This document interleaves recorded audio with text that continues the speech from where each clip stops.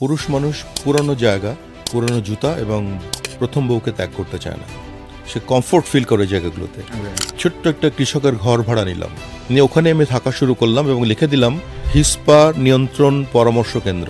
ওকে, real কাস্টমারকে আমি convince করতে না পারি, আমি কামলার সাথে গিয়ে কথা বলি, তাহলে কিন্তু হবে না। Rice is the emotional crop in Bangladesh, economic crop না। আপনি যখন জয়েন করলেন তখন বিক্রি ছিল আগের বছর ৭৭ কোটি টাকা, আর ওই বছর টার্গেট নিয়েছিল ৮৬ কোটি টাকা। এই ৬ মাসের মধ্যে আপনি ওই কোম্পানির ১৫০ কোটিতে নিয়েছিলেন, যেটা জাস্ট আগের বছরের ডাবলের বেশি। সেলস অনেকটা ঘরে বাতাসের মতো, যে আপনি একটা বাতাস শূন্য ঘরে যদি একটু ছিদ্র করে বলেন যে 70% বাতাস আসবে, 30% এমটি থাকবে, ইম্পসিবল। মার্কেটে যদি আপনি মনে করেন যে আপনি ৮৬ কোটি বা ১০০ কোটি বিক্রি করে আমি বসে থাকবো, কিন্তু না, কাস্টমারের নিড থাকবেই, ওটাকে অন্য কোম্পানি ফুলফিল করবে। আলটিমেটলি আপনি কিন্তু মার্কেটটা হারাতে থাকবেন।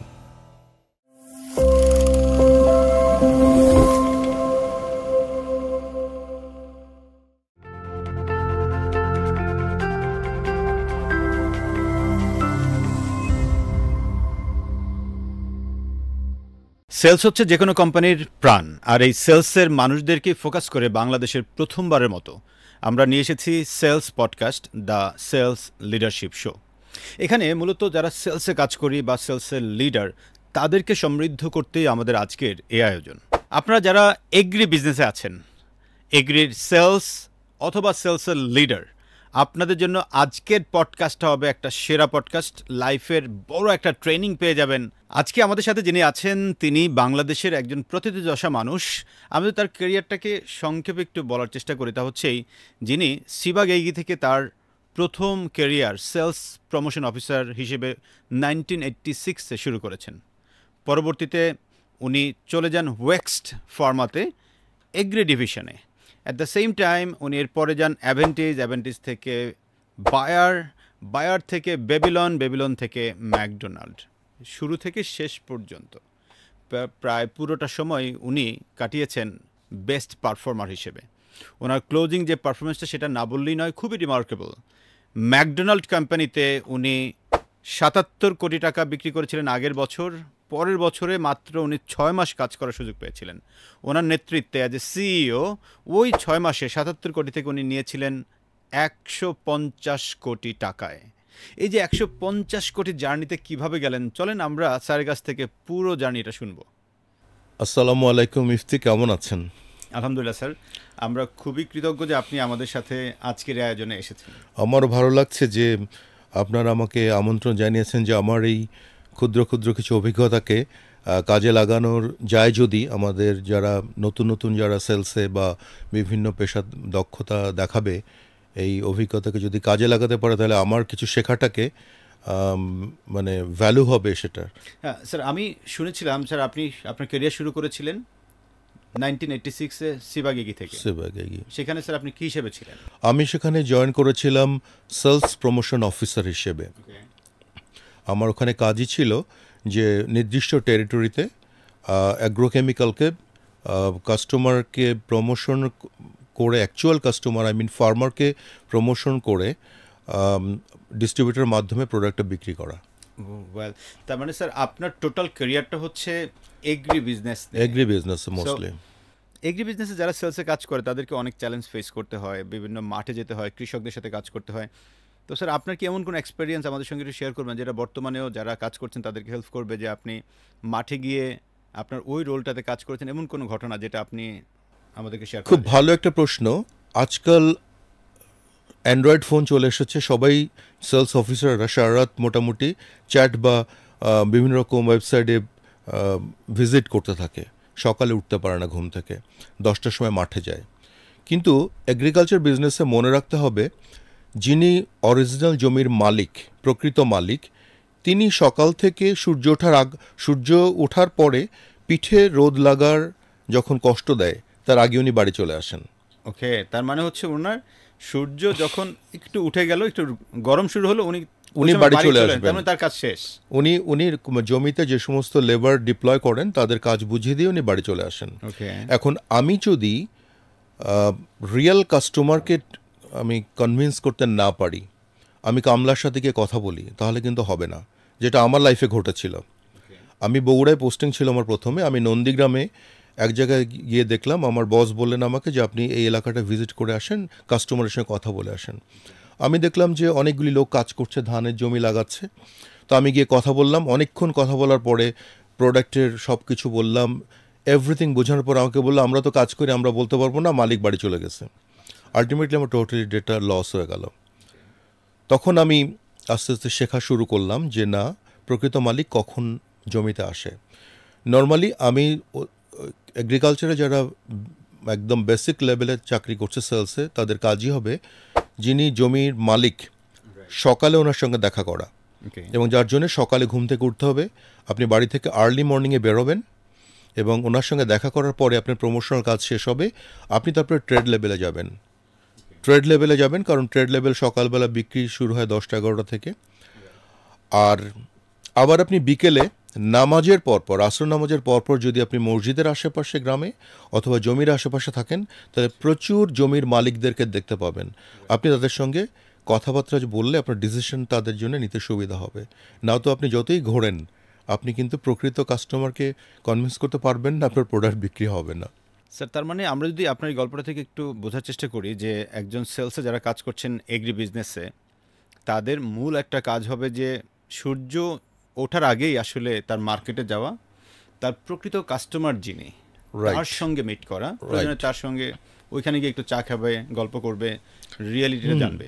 আদারওয়াইজ সে তার না তো কাস্টমারকে আপনি জানতেই পারলেন না, জানতে পারবো না। At the same time evening টাইমটা তো অনেক ক্ষেত্রে আমরা বিভিন্ন বাজারে গিয়ে তাদের সাথে দেখা সাক্ষাৎ করতে পারি।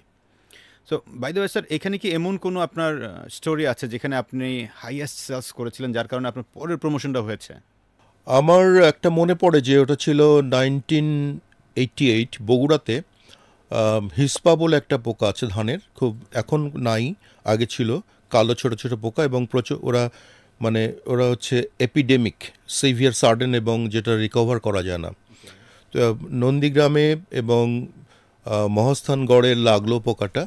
তো আমার অভিজ্ঞতা ছিল যে আমি কী করবো আমি বুঝতে পারছিলাম না।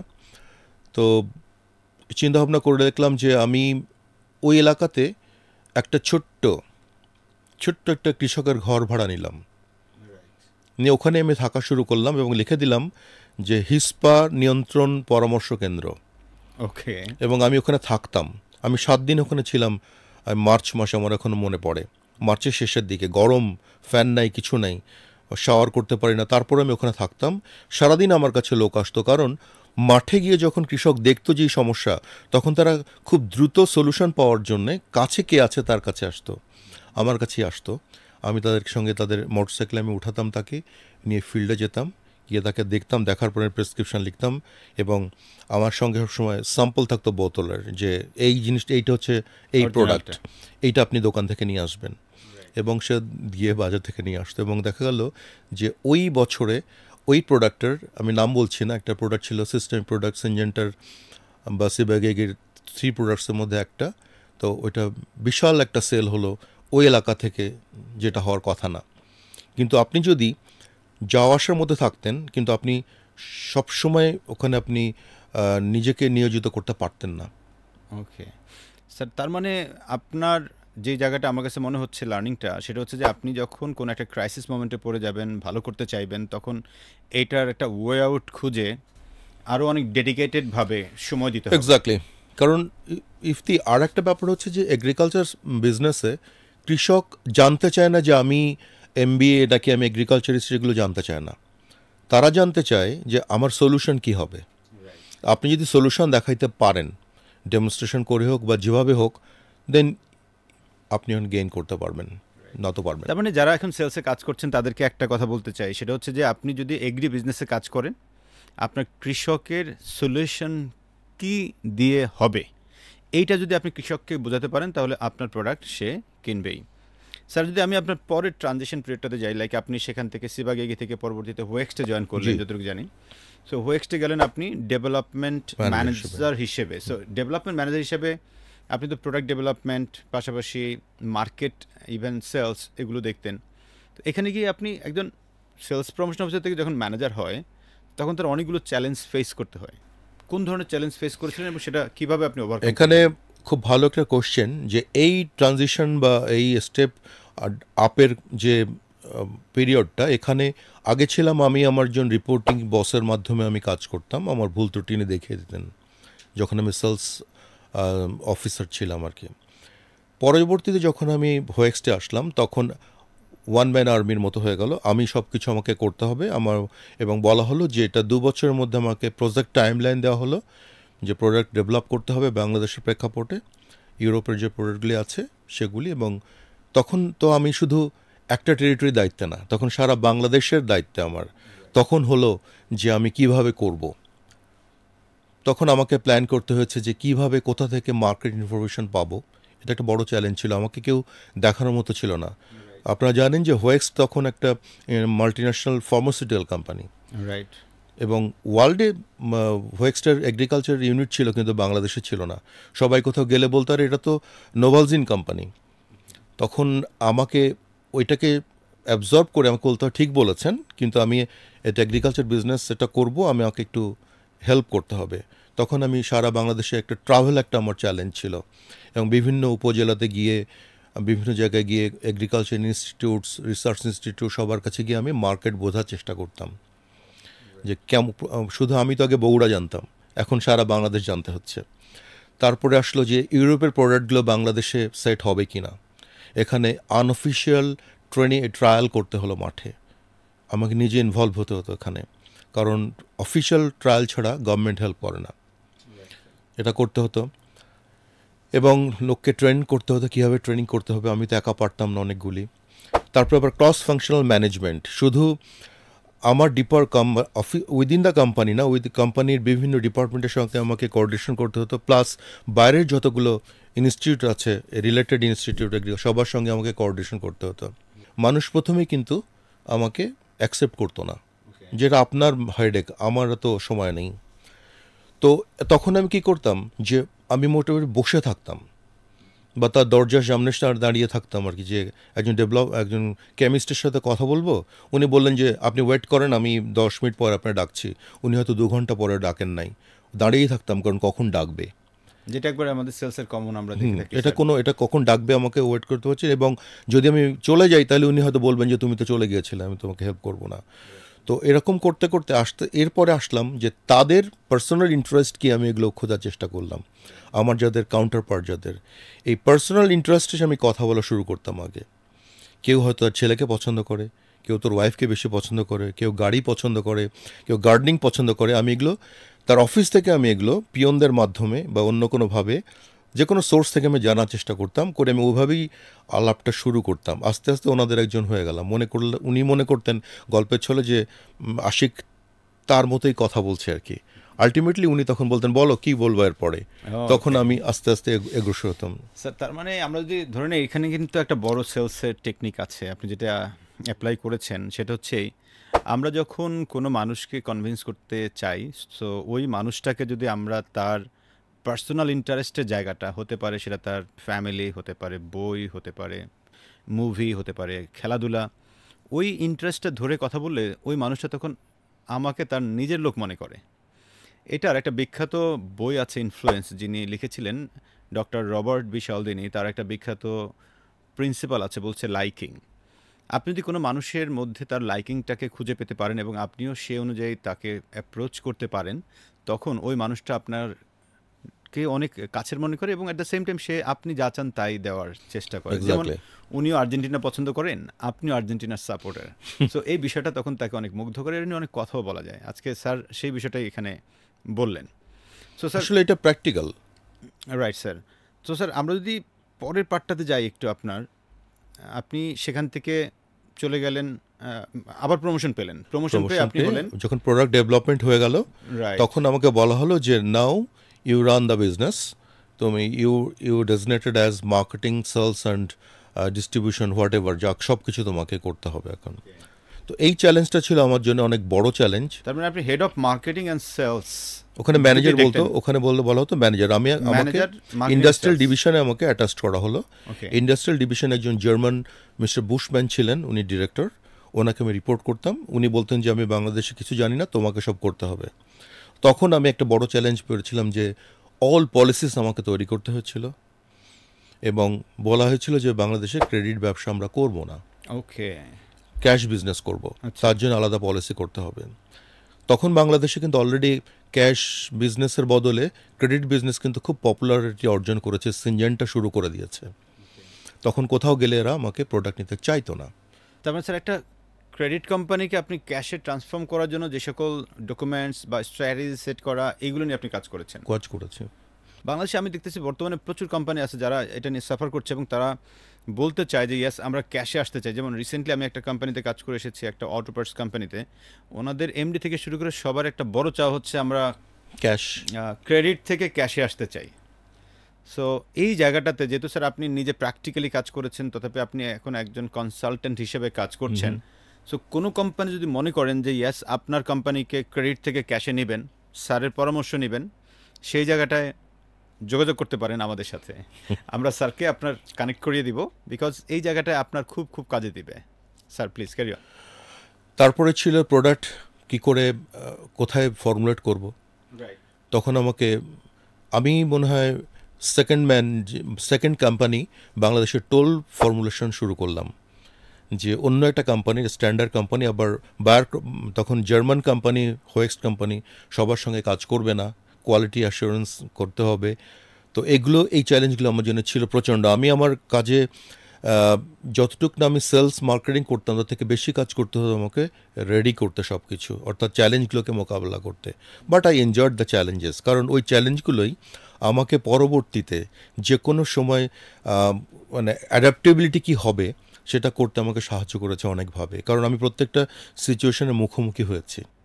রাইট স্যার, আমার একটা প্রশ্ন স্টিল রয়ে গেছে, সেটা হচ্ছেই ধরেন আপনি তো ক্রেডিট থেকে ক্যাশের যে ফর্মুলাটা বাস্তবায়ন করার চেষ্টা করলেন, তো সেখানে গিয়ে কি প্রথমে 1-2 মাস সেলস ফল করেছিল বা কী অবস্থা? অ্যাকচুয়ালি আপনি যদি নিশ মার্কেটে অনেকগুলো স্ট্র্যাটেজি নিতে হবে আপনাকে প্রোডাক্টগুলোকে আপনাকে প্রথমে ক্যাটাগরি করতে হবে, যে কোন প্রোডাক্টটা রেগুলার প্রোডাক্ট, যেটা না হলে আপনার চলবে না। রাইট, সেগুলিকে আপনি প্রথমে এমফ্যাসিস দেন যে আমার এগুলো ক্যাশে আনতে হবে। তারপর আপনি সেকেন্ড যে ইম্পর্ট্যান্ট আছে সেগুলিকে নিয়ে আসেন, যে ওগুলো যদি নাও তাহলে এগুলো একটু নিতে হবে আমাকে, কিন্তু তুমি এখন 80-20 করো, 80% ক্যাশ, 20% ক্রেডিট নিয়ে আসো, এবং ওই 20% ক্রেডিট রিয়েলাইজ না হওয়া পর্যন্ত আমি কিন্তু তোমাকে কোনো মার্কেট ডিমান্ডের প্রোডাক্ট আমি দিব না। আপনি এভাবে আস্তে আস্তে তাকে হ্যাবিচুয়েটেড করবেন, কারণ একদিনে চেঞ্জ করা যাবে না, কোনো দিন সম্ভব না। এবং তারপরে যখন আপনি কিছুদিন একটা সিজন যাওয়ার পরে যখন সে বুঝবে না আমাকে ব্যবসা করতে গেলে ক্যাশে করবে, সে কিন্তু নিজেই এগিয়ে আসবে ক্যাশে। স্যার এখন অনেক কোম্পানি তো তাকে ক্রেডিট দেওয়ার জন্য বসে আছে, তাহলে কেন আপনার কাছ থেকে নেবে? অ্যাকচুয়ালি আপনার যদি প্রোডাক্ট ভালো হয় এবং আপনার সার্ভিস যদি ভালো হয় তাহলে কিন্তু আপনি ওভারকাম করতে পারবেন। রাইট, কারণ আপনি যদি মার্কেটটাকে ডেভেলপ করে প্রোডাক্ট বিক্রি করেন, আপনি অনলি ট্রেড চ্যানেলকে যদি আপনি কনভিন্স করে বিক্রি করতে চান, তাহলে কিন্তু একটা সার্টেন ওই ইউটিউবের ভিউয়ের মতো, যে একটা সার্টেন স্টেজে গিয়ে স্টপ হয়ে যাবে দেখা, স্ট্যাগনেন্ট হয়ে যাবে। কিন্তু আপনি যদি মার্কেট যারা কাস্টমার তাদেরকে ট্রু কাস্টমারকে ডেভেলপ করে ওই পর্যায়ে কাজ করেন, তাহলে কিন্তু আপনার সেল কখনো থেমে থাকবে না। রাইট স্যার, আমরা একটু সামনের দিকে যদি আবার যাই, আপনি পরবর্তীতে আপনার ওয়েক্স কোম্পানি কিনে নিল অ্যাভেন্টিজও আপনি সেম পজিশন ছিল। দেন আপনি অ্যাভেন্টিসকে আবার পরবর্তীতে বায়ার ক্রপস কিনে নিল। সো বায়ার ক্রপসে আপনি তখন হলেন head of marketing and sales and development. So এই জায়গাটার কোনো গল্প যেটা আমরা শিখতে পারি, আমাদের পার্টিসিপেন্ট যারা আছে তারাও জানতে পারবে, এরকম কিছু? এখানে আমি যাওয়ার পরে প্রথম একটা স্ট্র্যাটেজি নিলাম। বাংলাদেশে যদিও আমরা রাইসকে খুব বড় সবসময় মনে করি, সব কোম্পানি মনে করে rice is a big segment, of course is a big segment, কারণ 10 মিলিয়ন হেক্টর রাইস ল্যান্ড হচ্ছে কাল্টিভেশন আওতায় পড়ে। অলমোস্ট 4.5 মিলিয়ন হেক্টর উইন্টারে, 4.5 বা 5 মিলিয়ন হেক্টর পড়ে আপনার রেইনি সিজনে। কিন্তু যেটা আপনার আমন সিজন অর্থাৎ ওয়েট সিজন এটা কিন্তু ফ্লাড হয় অনেক সময়, রেগুলার সেল নাও হতে পারে। আলটিমেটলি 50% যদি আপনার রিস্ক চলে আসে। কিন্তু বাংলাদেশের ভেজিটেবল বিশাল একটা মার্কেট, কিন্তু অনেকে এটা ইম্পর্টেন্স দেয় না। তো আমরা দেখলাম যে একটা লোক 1 টাকা যদি ইনভেস্ট করে ভেজিটেবল, তাহলে 3 টাকা বেনিফিট পায়, টার্ন ওভার পায়। এবং সে ভেজিটেবল প্রত্যেক সপ্তাহে তোলে এবং প্রত্যেক সপ্তাহে মালটা বিক্রি করে প্রডিউসটা বিক্রি করেই সে আবার একটা প্রোডাক্ট কিনে নিয়ে আবার অ্যাপ্লাই করে। তো আমরা ভেজিটেবল সেগমেন্টকে বেশি হারভেস্ট করার জন্য আমরা একটা নতুন স্ট্র্যাটেজি দিলাম, ভেজিটেরি নাম দিলাম, মানে ভেজিটেবল টেরিটরি। ওকে, এটা একটা কোড নাম ছিল আমাদের। আমরা তখন বললাম অনলি ডিস্ট্রিবিউটর বেস না, যার লাইসেন্স আছে পেস্টিসাইডের, এবং সে যদি ইনস্ট্যান্ট আমাকে ক্যাশ দিতে পারে আমি ওখানেই তাকে সেল করব, অনলি ভেজিটেবল প্রোডাক্টে। দেখা গেল কি যে আমাদের ভেজিটেবল প্রোডাক্টটি অলমোস্ট 50% কন্ট্রিবিউশন হয়ে গেল টোটাল সেলের। ও মাই গড। কারণ এটা নাম্বার অফ ইউজেস বেশি এবং কৃষক এটাকে প্রচুর যত্ন করে এটাতে, কারণ এটা রেডি ক্যাশ চলে আসে তার, এবং ধান এই কাটবে কবে বিক্রি করবে তারপরে, সুতরাং এবং ধানে 1 টাকা খরচ করলে আপনার 90 পয়সা হয়তো কনফার্ম আসবে, 10 পয়সা আসতেও পারে নাও পারে, প্লাস মাইনাস। কিন্তু এটা rice is the emotional crop in Bangladesh, economic crop না। এর জন্যে আপনাকে খুঁজে খুঁজে বের করতে হবে যে কোথায় আপনি ব্যবসায় আপনার কোম্পানি লাভবান হবে। তখন আমরা একটা সাকসেসফুল কাজ করেছিলাম। এরপরে করলাম আমরা টি সেগমেন্টে, আমরা আরও কয়েকটা প্রোডাক্ট এনে, ওই যে বললাম আমার একটা ডেভেলপমেন্ট ম্যানেজার ছিল, তাকে একটু পুশ করতে পারলে অনেক আগে কাজ করা যেত, তাকে দিয়ে আমরা একটা প্যাকেজ তৈরি করলাম টি প্লান্টেশনে, যে সিঙ্গেল প্রোডাক্ট না, total package production. Development manager means আপনি বলছিলেন যে যিনি একটা প্রোডাক্টকে হ্যাঁ, যিনি অ্যাপ্রুভ করতে আমাদের 2 বছর সময় লাগতো, 2 বছর সময় লাগার কথা। ওই মানুষটাকে আপনারা তাকে যদি একটু তাকে একটু এনকারেজ করা যেত যে না, you can do it, nobody can. Okay, অন্য কেউ পারবে না, আপনি পারবেন, এবং আপনার উপর আমি ট্রাস্ট করতেছি। রাইট। এই যে আপনার একজনকে আপনি তাকে এম্পাওয়ার করলেন যে you can do that only, তার একটা নিজের একটা প্রাইড বাড়লো যে আমি পারবো আর কেউ পারবে না, so I can do that. সেই অ্যাটিটিউড থেকে সে গিয়ে আসতো, এবং আমার অনেকগুলো প্রোডাক্ট বিফোর টাইমে আমি রেজিস্ট্রেশন পেয়ে গেলাম এবং প্যাকেজ অফার করা শুরু করলাম টি প্লান্টেশনে। একদম মনোপলি বিক্রি করতাম আমরা টি গার্ডেনে। Very good. তার মানে আমি যদি এটা একটু অ্যালাইন করি আমাদের দর্শকদের সাথে, যে আমরা আসলে কিছুক্ষণ আগে একটা গল্প শুনছিলাম স্যারের কাছ থেকে, যে ওনার একজন ডেভেলপমেন্ট ম্যানেজার যিনি একটা প্রোডাক্টকে ডেভেলপ করতে ইউজুয়ালি 2 বছর সময় নেয়। সো এই মানুষটাকেই উনি আস্থার জায়গাটা থেকে যে আপনিই পারবেন, আপনাকে দিয়েই হবে, আমি আপনাকে ট্রাস্ট করি, আরও বিভিন্নভাবে তাকে একটু এনকারেজ করে তাকে দিয়ে 2 বছরের কাজটা তো 1.5 বছরে করাতেন, এবং তারই ধারাবাহিকতায় সেখান থেকে একটা বড় সাপোর্ট পেতেন ওনারা, যেটা দিয়ে ওনারা মুভ করেছেন আরও অনেক বেশি জায়গায়। তো স্যার আমার এখানে আরেকটু আমি একটা থামাই, আপনাকে একটু অ্যাড করব যে ট্রেনিংয়ের ব্যাপারটা আমি এখানে ওভারলুক করে যাচ্ছিলাম।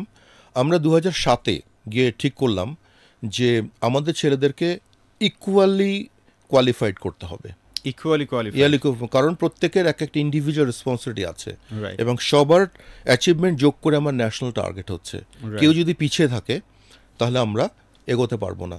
তো তখন আমরা কি করলাম যে বছরে 2 বার ট্রেনিং প্রোগ্রাম, প্রথমে 2 বার, পরে 3 মাস পর পর ট্রেনিং প্রোগ্রাম, এবং যে কোনো সময় আমরা করলাম যে কোনো মান্থলি মিটিংয়ে লোকাল রিজনাল ম্যানেজারকে আমরা অথরিটি দিলাম যে আপনি ট্রেনিং প্রোগ্রামটা চালাবেন, আর সেন্ট্রালি হবে বছরে 2 বার বা 3 বার, এবং আমরা ওখানে মার্কিংয়ের ব্যবস্থা করেছিলাম, এবং ওটা প্রমোশনের সময় তাদের একটা কেপিআই একটা নাম্বার যোগ হতো, কে কেমন ভালো করলো। তার মানে স্যার এখানে যিনি লোকালি রিজিওনাল ম্যানেজার, সে তার টিম মেম্বারকে ট্রেনিং করাতো, প্রত্যেক মাসে তিনি করবেন, প্রত্যেক মাসেই উনি করাতেন। তো এই রিজিওনাল ম্যানেজারদেরকে আপনারা কি টিওটি বা আমরা মাস্টার ট্রেনাররা তাদেরকে টিওটি করে রেখেছিলাম যে তারা করবে তাদের মতো করে, এবং যখন দেখতাম যে তাদের ক্যাপাসিটির বাইরে যাচ্ছে তখন আমরা সেন্ট্রালি আমরা প্রত্যেক ডিপার্টমেন্ট থেকে আমরা বাইরের ব্লাড খুব একটা আনতাম না, বাইরের 1-2 হয়তো আনতাম কমিউনিকেশনে বা অন্য কিছুতে, এবং আমাদের যারা হয়তো মার্কেটিংয়ে একটা ছেলে খুব ভালো করছে তাকেই আমরা রিসোর্স হিসেবে ব্যবহার করতাম, প্রোডাক্ট ম্যানেজার যে ছিল। কারণ তবে এটাও ঠিক যে বাইরে থেকে কিছু ব্লাড ইম্পোর্ট করতে হয় না, সেটা তো হচ্ছে যে আপনি তাকে অ্যাপ্রোচ বা লিডারশিপ স্কিলস বা কমিউনিকেশন স্কিলস সে জায়গাগুলোতে শেখাবেন, কিন্তু আপনার প্রোডাক্টের ইন ডেপথ আসলে বাইরের লোকজন পারবে না। আমি বলছি আমরা যখন অন্য অ্যাপ্রোচের যে কোনো ইস্যু হতো, অনেক সময় আমরা করতাম কি, ভালো ছেলে অন্য মার্কেটে কাজ করছে তাকে হয়তো আমরা বেনিফিট দিয়ে আমাদের কোম্পানিতে অ্যাবজর্ব করতাম, কারণ ডিফারেন্ট কালচার যদি মিক্স হয় তাহলে কিন্তু আরেকটা বেটার রেজাল্ট, হাইব্রিড রেজাল্টটা খুব ভালো হয়। ওকে, এটা করা হতো। স্যার তাহলে আপনি যেটা বললেন যে যারা সেলসে কাজ করে তাদেরকে আসলে নিয়মিত একটা ট্রেনিংয়ের আওতায় নিয়ে আসা। অবশ্যই নিয়মিত ট্রেনিং না হলে মাথায় থাকতেই হবে যে আমার একটা নির্দিষ্ট স্কেজুলের মধ্যে দিয়ে আমাকে যেতে হবে রাইট, এবং আমাকে ডেভেলপ করতে হবে প্রত্যেকবারই। রাইট। সো স্যার, এখানে বড় যেই প্রশ্নটা আসে আর কি, সেটা হচ্ছেই আপনি যখন ট্রেনিং করাতে যেতেন তাইলে বাজেট তো একটা ফ্যাক্টর। সো এগ্রি কোম্পানিগুলো কি আসলে এই বাজেট এগ্রি কোম্পানি করে দিতে কিনা? চায় না, তবে আমি বলবো যদি ট্রেনিং করায় তাহলে তাদের মার্কেটিং প্রমোশন কস্ট অনেক কমে আসবে। মার্কেটিং প্রমোশন কস্ট কমে আসবে ক্রমে কিভাবে স্যার? কিভাবে? ধরেন আমাদের একটা বিখ্যাত ফর্মুলা আমরা করি, যারা আমার জার্মান কোম্পানিগুলো এটা ফলো করে, এটা reach with depth market share একটা ফর্মুলা আছে। Reach with with depth depth market share, market share. Market share আপনার অটোমেটিক একটা কাজ হবে। এই তিনটা যদি আপনার রিচ, উইথ এবং ডেপথ যদি আপনি বুঝতে পারেন, এখানে যদি আপনি কাজ করেন, আপনার মার্কেট শেয়ার এমনি ইমপ্রুভ করবে বা ডিক্রিজ করবে, যেভাবে হোক না রিচ কেন। মানে হলো স্যার, আমি যদি ধরে রিচ নিই কথা হচ্ছে প্রসঙ্গে একটা মার্কেটে 1000 কাস্টমার আছে, তো আপনি আমি কতজনের কাছে পৌঁছেছেন, কতজনের কাছে পৌঁছেছি? আমি That is মেবি rich. 700 জনের কাছে পৌঁছেছি, তাহলে আমার 70% রিচ। 70% হিউজ রিচ আছে আপনার। হিউজ রিচ, ওকে। এটা একটা তাহলে হলো। উইথ কোনটা স্যার? উইথ হচ্ছে যে এই যে 700 জনের কাছে আপনি পৌঁছালেন, সরি, ধরেন এ কোম্পানি থেকে আপনি গেছেন 700 জন আপনার রিটেলারের কাছে আপনি পৌঁছেছেন, পৌঁছেছি, রাইট। It is 70%। Right. এখন এই 700 জনের মধ্যে কতজন আপনার 1 টাকা হলেও মাল বিক্রি করে বা প্রোডাক্ট বিক্রি করে? রাইট, তার মানে আমি যদি 700 জনের কাছে যেয়ে থাকি, তার মধ্যে মেবি আমার কাছে 400 জন নিয়মিত মাঝে মধ্যে হয়তো 1 মাস পরে হোক 3 মাস পরে হোক সে আমার কাছে নিচ্ছে। প্রোডাক্ট নিচ্ছে। তার মানে এই 400 যে আমার কাছে নিল আউট অফ 700, এটা হচ্ছে আমার উইথ। উইথ।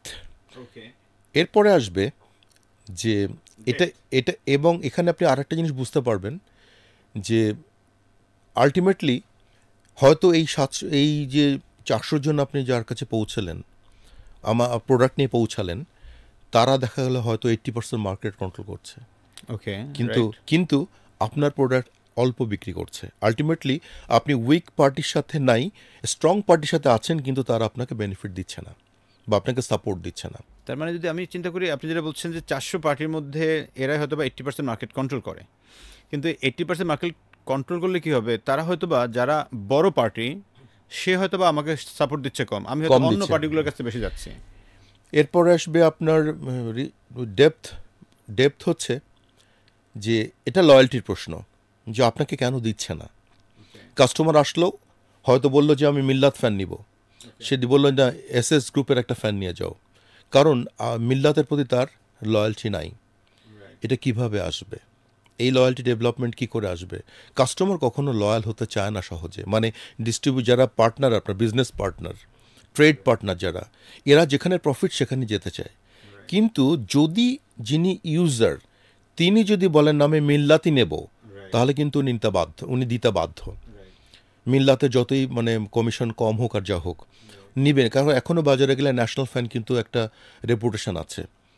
তো মিল্লাত ফ্যানের এই অফিসারকে কি করতে হবে, যে আমার কাস্টমারের এন্ডে কাজ করতে হবে।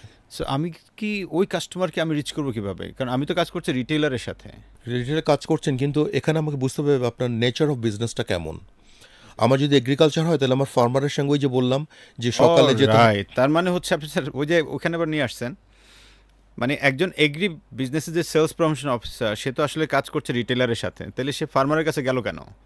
বিকজ ফার্মার হচ্ছে তার মেইন মেইন কাস্টমার। কাস্টমার। যে ফার্মার যদি এসে বলে যে আমাকে সিনজেন্টা কোম্পানির এটা দেন, এটা দেন বা এই প্রোডাক্ট দেন, বা এই দিতেই প্রোডাক্ট দেন, বাধ্য। সো রিটেইলারের মানে কারো সাধ্য নাই যে সেটা চেঞ্জ চেঞ্জ করবে। করা। তখন আপনার এই লয়্যালটিটা এই অর্থাৎ প্রমোশন, এখন আপনার রিসোর্স অর্থাৎ মানি, টাইম এবং ফান্ড বলেন বা ডে ওয়ার্কিং আওয়ার বলেন, এটা তো লিমিটেড। এখন আপনার দেখতে হবে আপনার রিচ ঠিক আছে কিনা, উইথ ঠিক আছে কিনা, বা লয়্যালটি ঠিক আছে কিনা। যেটা ঠিক নাই ওটাকে আপনি মেরামত করবেন। ওকে, তাহলে আপনার হবে কি, আপনার কস্ট কমে আসলো, আপনার টাইম ম্যানেজমেন্টও আপনার অনেক হাতে থাকলে আপনি অন্যদিকে কাজটা ব্যয় করতে পারবেন টাইম। তার মানে আমি যদি ট্রেনিং করাই তখন আমার এই যে জিনিসগুলো আসলে চলে আসবে, আমার রিচ, উইথ, ডেপথ এগুলো বের করে দিয়ে পরবর্তীতে আমি যেটাতে আমার চ্যালেঞ্জ সেটা নিয়ে আমরা কাজ করা করবেন। সো স্যার, আমি যদি আমাদের দর্শকদের উদ্দেশ্যে একটা জায়গায় বলি, দেখেন এখান থেকে একটা বড় জিনিস বের হয়েছে, তা হচ্ছেই আপনার রিটেইলার কোন প্রোডাক্ট নিবে তা কিন্তু আপনি কন্ট্রোল করতে পারেন। কিভাবে? উনি যেটা বললেন যে আমি যদি এগ্রি বিজনেসের হই তাহলে আমি রিটেইলার পাশাপাশি এটার যিনি কাস্টমার আমার কৃষক তার কাছে আমার ভিজিট করা, অ্যাট দ্য সেম টাইম আমি যদি ধরেন কোনো একটা ইলেকট্রনিক্স কোম্পানি চিন্তা করি, তাহলে আপনার ক্ষেত্রে হবে রিটেলার, পাশাপাশি আপনার এখানে যিনি বিভিন্ন রকম মেকানিক বা Exactly. ইলেকট্রিশিয়ান, তাদের সঙ্গে তাদের সঙ্গে আপনার, কারণ সে একটা বড় কাস্টমার আপনার, সে কিন্তু প্রেসক্রিপশন করে দিচ্ছে যে ভাই আপনি এই সুপারস্টার গ্রুপেরটা নেন, আপনি ওই গ্রুপেরটা নেন, আপনি এটা করেন, right? At the same time আপনি যদি এই বিষয়টাকে আরও চিন্তা করেন, প্রত্যেকটা ক্ষেত্রে পার্টস কোম্পানি, সেম টেকনিশিয়ান যারা মোটরসাইকেলের কাজ করে, যারা অটোমোবাইলের ওয়ার্কশপে কাজ করে, তারা কিন্তু আপনার একটা বড় কাস্টমার। সো ওইখানে যদি ওয়ান্স আপনি ডেভেলপ করতে পারেন, তখন এই জিনিসটা ঘটবে। স্যার আমি যদি রিসেন্ট একটা ঘটনা বলি আপনাকে, রিসেন্ট আমি বাংলাদেশে একটা বড় কোম্পানির যারা মোবাইল পার্টস বিক্রি করে তাদেরকে ভিজিট করেছিলাম। সো তাদেরকে জানতে চেয়েছিলাম যে আপনার কাস্টমার কারা। তো ওনারা তখন বললেন যে আমার কাস্টমার হচ্ছে রিটেলাররা। তো আমি বললাম যে ওয়াই নট ওয়ার্কশপ? বলে যে আমরা কিছু লেদ ওয়ার্কশপ, কিছু মোবাইল ওয়ার্কশপে বিক্রি করি, তবে সেটা সংখ্যাটা কম। তো আমি বললাম যে ওয়াই নট, আপনি আরও বেশি বাড়াচ্ছেন না কেন? পরে বলে যে আমরা আস্তে আস্তে চেষ্টা করছি আর কি, আমরা আগে এটা নিয়ে ভাবি নাই। তাই বললাম যে আপনার ম্যাসিভ প্ল্যান দরকার হচ্ছে যে আপনি এটা নিয়ে কাজ করেন, বিকজ আপনি চাচ্ছেন ক্যাশে আসতে চাইলে কিন্তু আপনার প্রোডাক্টের প্রমোশন বাড়তে হবে। সো প্রমোশন বাড়ানোর বড় একটা জায়গা হচ্ছে এখানে শিওর শট এগুলো। এখানে আপনাকে একটা উদাহরণ দিই, যখন উত্তরা মোটরস মারুতি বিক্রি করা শুরু করলো, তারা কিন্তু মোস্টলি টার্গেট করেছিল যারা ওয়ার্কশপ চালায়, তাদেরকে তারা ট্রেনিং, বিদেশে ভ্রমণ এগুলি করতো। কারণ তাদেরকে মানে গাড়ি কেনার আগে বা মোটরসাইকেল কেনার আগে মানুষ ওয়ার্কশপের কিন্তু যাকে কাজ করে তার কাছে জিজ্ঞেস করে জিনিসটা কেমন। তারা কিন্তু একটা বড় সার্টিফিকেট, যেটা ভালো এটা করেন দেখবেন ভালো হবে, এটা কিন্তু উত্তরা মোটরস করেছিল। Right sir.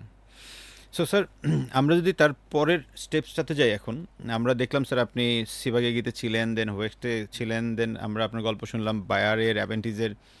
এইবার পরের একটা মুভ দিয়েছেন আপনি কিন্তু অনেক বেশি। আপনি যেটুকু আমি আপনার কাছ থেকে শুনেছি তা হচ্ছে যে বায়ারে যখন দেখলেন যে আসলে আপনার বাংলাদেশি হিসেবে আর প্রমোশন পাওয়ার সুযোগ নাই, কারণ আপনি head of sales and operations আপনি দেখছিলেন, বাট এটার উপরে আপনার আর কোনো পোস্ট নাই। দেন আপনি তখন গেলেন বেবিলনে। বেবিলন মূলত একটা গার্মেন্টস কোম্পানি, কিন্তু ওদের একটা বিজনেস রান করেছে, সেখানে আপনি অ্যাজ এ সিইও হিসেবে জয়েন করলেন। আমি রাইট স্যার? রাইট। সো এই যে আরেকটা বড় ট্রানজেকশন হলো, আপনার এগ্রি বিজনেসে গেলেন। আমি যতটুকু জানি স্যার আপনার সাথে কথা বলে, যে আপনি তখন বেবিলনের আবার 5টা উইং, এই 5টা উইংয়ের একটা সময় আপনি আবার গ্রুপ সিইও হয়ে যান। সো এই জার্নিটা কেন হলো?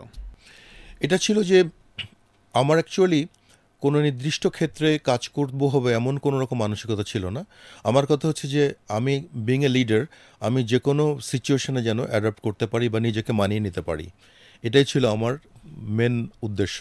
সুতরাং যখন দেখলাম যে ছোট্ট উইংয়ের সঙ্গে আরও কিছু কাজ করা যেতে পারে, যখন আমার ডিরেক্টররা যখন দেখলেন, ওনারা যখন দেখলেন যে হবে বিভিন্ন কাজ বিভিন্নভাবে, তখন দেখলাম why not to make some other jobs. তো এটা করে যখন রেজাল্ট পাওয়া গেল, তো যদি আপনি রেজাল্ট মানে দেখাতে পারেন, তাহলে অবশ্যই আপনার উপরে তারা দিয়ে বিশ্বস্ত থাকবে। এবং আরেকটা ব্যাপার হচ্ছে আপনাকে বিশ্বাসযোগ্যতা প্রমাণ করতে হবে। বিশ্বাসযোগ্যতাটা স্যার কীভাবে, মানে একজন সিইও হিসেবে আমরা জানি যে সিইও আপনি যদি প্রথমে দিবেন আপনি বিজনেস, এবং তারপরে আপনি লুফলসগুলো বের করবেন, যে বিভিন্ন রকম কোম্পানিতে বিভিন্ন রকম ড্রেন হয়, টাকা পয়সা বলেন বা ফান্ড বলেন, যা কিছু ইচ্ছা করলে আপনি কিন্তু সেটাকে ওভারলুক করতে পারেন, যে হচ্ছে ড্রেন হচ্ছে হোগা। কিন্তু যদি ওগুলোকে আপনি ওনারশিপ নিয়ে, যে না এগুলো 1 টাকা বাঁচালেও দ্যাট ইজ কোম্পানির অ্যাকাউন্টে জমা হচ্ছে, দ্যাট ইজ প্রফিট। স্যার এটা তো সকল সিইও চায়, এটা সবাই চায়, কিন্তু আপনাকে খুঁজে বের করতে হবে। স্যার এখন আপনি যদি বলেন যে সব সিইও তো বলবো যে আমিও তো এটা চাই, কিন্তু আপনাকে বললেন তো ওই যে আপনি যদি প্রত্যেকটা সেক্টরে খুঁজে খুঁজে বার করতে পারেন, আপনার ইচ্ছা থাকতে হবে। আমাকে না ইচ্ছা আছে আমি করব, কিন্তু আপনার ইমপ্লিমেন্টেশনে গেলে না, তা হবে না। আপনাকে ইচ্ছার সঙ্গে আপনাকে ইমপ্লিমেন্টও করতে হবে। স্যার এখানে কিন্তু একটা বড় প্রশ্ন চলে আসে তাহলে, যেমন সেটা হচ্ছে কর্পোরেট পলিটিক্স। সো যে প্রসঙ্গটা চলে আসে, বাংলাদেশে কমনলি একটা কর্পোরেট পলিটিক্স চলে। আপনি কি বেবিলনে এমন কোনো পলিটিক্স দেখেছেন কিনা? তথাপি হয়তো বেবিলনের বলার দরকার নেই, বাট পলিটিক্সগুলো কীরকম হয়? এক্স্যাক্টলি, কর্পোরেট পলিটিক্স কিন্তু একটা বিজনেসকে ডাউন করার জন্য যথেষ্ট। Right sir. এবং সেখানে কিছু কিছু অ্যাসোসিয়েশন তৈরি হয়ে যায়, দেখা যায় যে দু গ্রুপ বা 3 গ্রুপ নিজেরা ফাইট করতে করতে পর আলটিমেটলি কোম্পানি তার অবজেক্টিভ থেকে সরে যায়। Right sir. কিন্তু আপনি যদি অন্য, যেমন আমার অ্যাগ্রোয়িংয়ের কথা বলছি, আগে যেমন ধর একটা নিয়ম ছিল যে একটা পলিসি ধরন ছিল যে প্রোডাক্ট ম্যানেজাররা বা মার্কেটিং ম্যানেজার এত টাকা ইনসেন্টিভ পাবে হিউজ অ্যামাউন্ট এই Right. প্রোডাক্টটা সেল হলে। Right, sir. কিন্তু এখানে যদি আপনি পলিটিক্সের মধ্যে না গিয়ে যদি আপনি কোম্পানিকে যখন আপনি আর্নিং ফেজের কথা চিন্তা করবেন যে এখন আমার সাস্টেন করা দরকার, কোম্পানি বন্ধ হয়ে যেতে পারে যদি আমি ঠিকমতো আমার ক্যাশ ফ্লো ঠিক না থাকে। আমার প্রোডাক্ট ম্যানেজার সে তো স্যালারি পাচ্ছেই, Right. মার্কেটিং ম্যানেজার সে স্যালারি পাচ্ছে, টিএডিএ পাচ্ছে, অ্যানুয়াল ইনসেন্টিভ পাচ্ছে। Right. শুধু এই প্রোডাক্টটা বিক্রি করার জন্য সে কেন ইনসেন্টিভ পাবে? আপনি যদি এটা বন্ধ করতে পারেন, যুক্তি দিয়ে বন্ধ করবেন, কনভিন্স করে বন্ধ করবেন, গিয়েই মানে খুব অটোক্রেটিক হিসেবে যে আমি বন্ধ করে দিলাম, তা হবে না। কথাবার্তা বলেই স্যার বন্ধ আমরা করতে কেন হবে। বন্ধ এটা আমরা কেন নিব এখন? স্যার এখন এখানে তো অনেকে বন্ধ করতে পারে না, বিকজ অনেকে তো এমডির কাছের লোক থাকে। না, এমডির কাছে লোক থাকলে এমডিকেও বোঝাতে হবে যে আলটিমেটলি আপনার যদি ক্যাশ ফ্লো না থাকে, ক্যাশটাই তো বিজনেসের ব্লাড, যদি ব্লাড যদি না থাকে তাহলে আপনি কীভাবে আপনি রান করবেন? স্যার এখানে কি আপনি এমডিদের উদ্দেশ্যে কোনো একটু ইনপুট দেবেন কিনা? কারণ এমডিরা আমি যেটা দেখেছি, যেহেতু আমিও স্যার কাজ করার সুযোগ হয়েছে একবার ডিরেক্ট এমডির তত্ত্বাবধানে, তখন দেখেছি যে এমডি সাহেব তার যিনি মেসেঞ্জার, একজন সিইওকে যত না বেশি প্রাধান্য দেয় তার থেকে বেশি প্রাধান্য দিচ্ছে ওই মেসেঞ্জারকে বা মেসেঞ্জারের কথাকে। তো এই জায়গাটা স্যার আপনার কোনো সাজেশন দিবেন কিনা? অ্যাকচুয়ালি আপনি যদি টপ মোস্ট পজিশনে থাকেন তাহলে আপনাকে ব্লাইন্ড হতে হবে। ওকে। আপনাকে আপনি এমন চোখ দিয়ে দেখবেন, সবাইকে সমান চোখ দিয়ে দেখতে হবে। রাইট। কোনো কোনো কাউকে কোনো আপনি প্রিভিলেজ দিতে পারবেন না, তাহলে কিন্তু আপনি অবশ্যই আপনার একদিন ডার্ক সাইড চলে আসবে। ওকে। আপনাকে একদম অনেস্টলি নিউট্রাল থাকতে হবে, যে আপনার মনে হবে যে ওই অফিসার বা এই গ্রুপটা আমার এগেনস্টে, তাকেও আপনি যেভাবে ট্রিট করবেন, আপনি যাকে ফেভারেবল মনে করবেন তাকে আপনি ইকুয়ালি ট্রিট করবেন, তাহলে আপনি কিন্তু টোটাল পিকচারটা দেখতে পাবেন। তার মানে দাঁড়ায় যে একজন এমডি শুধুমাত্র তার মেসেঞ্জারকেই ট্রাস্ট না করে না, না, না। রেদার তার সিইও তাকেও যেন অ্যাটলিস্ট একটা ইকুয়াল চোখে দেখে বা ফেভারেবল চোখে সে দেখে।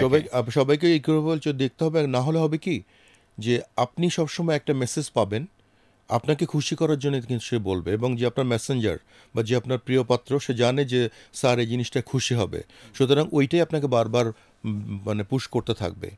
অনেক এমডি তো মনে করে যে যদি সেটা পুশ করে আমি তো বুঝি কোনটা পুশ করে কোনটা করে না। না, আসলে কি বোঝে? আসলে আমি এটা বলবো না তিনি বোঝেন কিনা, আমি বলবো যে তিনি হয়তো বুঝতে চাচ্ছেন না, বুঝবেন না, বোঝেন না, বুঝতে চাচ্ছেন না। তবে একটা সাকসেসফুল বিজনেসম্যান বা এমডি হতে গেলে আমি বলবো যে আপনাকে সবাইকে সমানভাবে দেখতে হবে। আমি একটা বাংলাদেশের একটা মাল্টিনেশনাল কোম্পানির এমডির উদাহরণ দিচ্ছি, নাম বলবো না, কোম্পানির নাম বলবো না। উনি কি করতেন, উনি প্রত্যেকদিন সকাল 10টার সময় টি ব্রেকের সময় কেউ টেবিলে টি খেতে চা নিতে পারবে না। ওকে। কথা ছিল each and everybody will come to the common place, tea কর্নারে সবাই আসবে এবং ওখানে ওয়াশম্যান যে ক্লিন করবে, ক্লিনার থেকে শুরু করে সবাই ওখানে উপস্থিত হবে। ওকে। এবং ওখানে কোনো টেবিলে কোনো ভাগ থাকবে না, রাইট। ডিরেক্টর, ম্যানেজার, ক্লিনার সবাই যে যার মতো বসবে, এবং ওখানে সবাই মানে ইকুয়ালি সমস্যা নিয়ে আলোচনা করতে পারে। সেখানে একজন ঝাড়ুদারও কিন্তু একটা সেলসের সলিউশন দিতে পারে, কোনো অসুবিধা নেই। বলা হবে যে আমরা এখান থেকে জেনে নিলাম, একজন লোক থাকতেন উনি নোট করতেন পয়েন্টগুলো, উনি পরে তখন ম্যানেজমেন্ট ডিসিশন নেওয়া হতো যে কোন পয়েন্টে আমরা আসতে পারি। কিন্তু উনি একা একা কারোর কাছে কোনো ডিসিশন নিতেন না কখনো, সবসময় জেনারেল ফর্মে নিতেন। এবং আমি বলবো যে উনি ওই সময় কোম্পানিটা বন্ধ হয়ে যাওয়ার কথা হয়েছিল, এবং প্রিন্সিপাল কোম্পানি দেশের বাইরে বলেছিল যে এটা রাখবো না আমরা, কিন্তু পরে উনি সেখানে পরবর্তীতে বাংলাদেশের নাম্বার 1-এ নিয়ে আসছিলেন ওই সেক্টরে। ও মাই গড, তার মানে দাঁড়ায় যে একটা ডুবে যাওয়া কোম্পানিকে উনি এই একটা ফর্মুলাকে রান করে বাংলাদেশের নাম্বার 1 হয়েছেন ওই সেগমেন্টে। তো এই যে নাম্বার 1 হলেন, তার বড় রোলটা প্লে করেছেন কিন্তু এমডি সাহেব নিজেই। উনি তখন সবাইকে একটা ইকুয়াল প্ল্যাটফর্মে এনে সবার কাছ থেকে কথা শুনতে, এক্স্যাক্টলি, ব্যক্তি মেসেঞ্জার, ব্যক্তি ব্যক্তি অমুক এরকম করে উনি। এবং ওনার কথা ছিল যে door is open, everybody can come with some proposal. Okay. Solution নিয়ে আসবেন, কিন্তু প্রবলেম নিয়ে আসবেন, বাট ওই প্রবলেমের আপনার সলিউশন কি আপনি নিয়ে আসবেন। Very good. আমি এই জায়গাটিতে একটু নোট করতে চাই, সেটা হচ্ছে এই যে মাত্রই স্যার যেটা বললেন, প্রবলেম আনবেন ঠিকই, কিন্তু সলিউশন সহ আসতে হবে। এটা যে কত একটা ইউনিক বিষয়, আমরা আমাদের ট্রেনিংয়ে সাধারণত পড়িয়ে থাকি একটা common concept, one problem two solutions. It means আপনার কাছে কোনো একজন কলিগ বা যে কেউ কোনো একটা প্রবলেম নিয়ে আসলো, এবার আপনি তাকে প্রশ্ন করেন যে ভাই আপনি তো প্রবলেমটা বলছেন, তো আপনার দৃষ্টিতে বলেন তো এটার সলিউশন কী কী হতে পারে। তো উনি হয়তো ওটার দুইটা সলিউশন বলবে, অ্যাট দ্য সেম টাইম আপনিও এটার দুটো সলিউশন ভাবেন। এই চারটা সলিউশন যখন আপনি চিন্তা করলেন, সেখান থেকে দেখবেন একটা না একটা আপনি অ্যাকশনে যেতে পারবেন। ওই অ্যাকশনটা যদি যিনি প্রবলেমটা নিয়ে আসছে তারটার সঙ্গে ম্যাচ করে ফেলে, তখন ওই মানুষটা না এটাকে ইমপ্লিমেন্ট করবে নিজে, ওনারশিপটা নিয়ে মনে করবে যে আমার জিনিস, আমি এটাকে সলভ করতেছি। এক্স্যাক্টলি। তখন কিন্তু আলাদা একটা গেম হয়ে যায়। সো স্যারের এই কথাটা আমার কাছে খুবই ভালো লাগছে স্যার। স্যার আমি যদি এবার একটু অন্য জায়গায় যাই আবার, আপনি তার মানে বেবিলনে ছিলেন এবং খুব সাকসেসফুল ছিলেন। সো বেবিলন থেকে আপনি পরে শিফটটা করলেন ম্যাকডোনাল্ডে। তো বেবিলন থেকে যে আপনি স্যার ম্যাকডোনাল্ডে আসলেন, বেবিলন কি আপনাকে ছাড়লো? বিশাল বড় একটা ইতিহাস, আমাকে অনেক বড় ফাইট করে আসতে হয়েছে। ওখানে 5জন ডিরেক্টর, প্রত্যেকের সাথে আমার মনোমালিন্যর মতো অবস্থা হয়ে গেছিল, যে ওনারা আমাকে আসলে খুব স্নেহ করতেন, আসলে স্নেহ করতেন কাজ, কারণ আমি আমার কাজটাকে আমি ওইভাবে করতাম, সমন্বয়ে করতাম।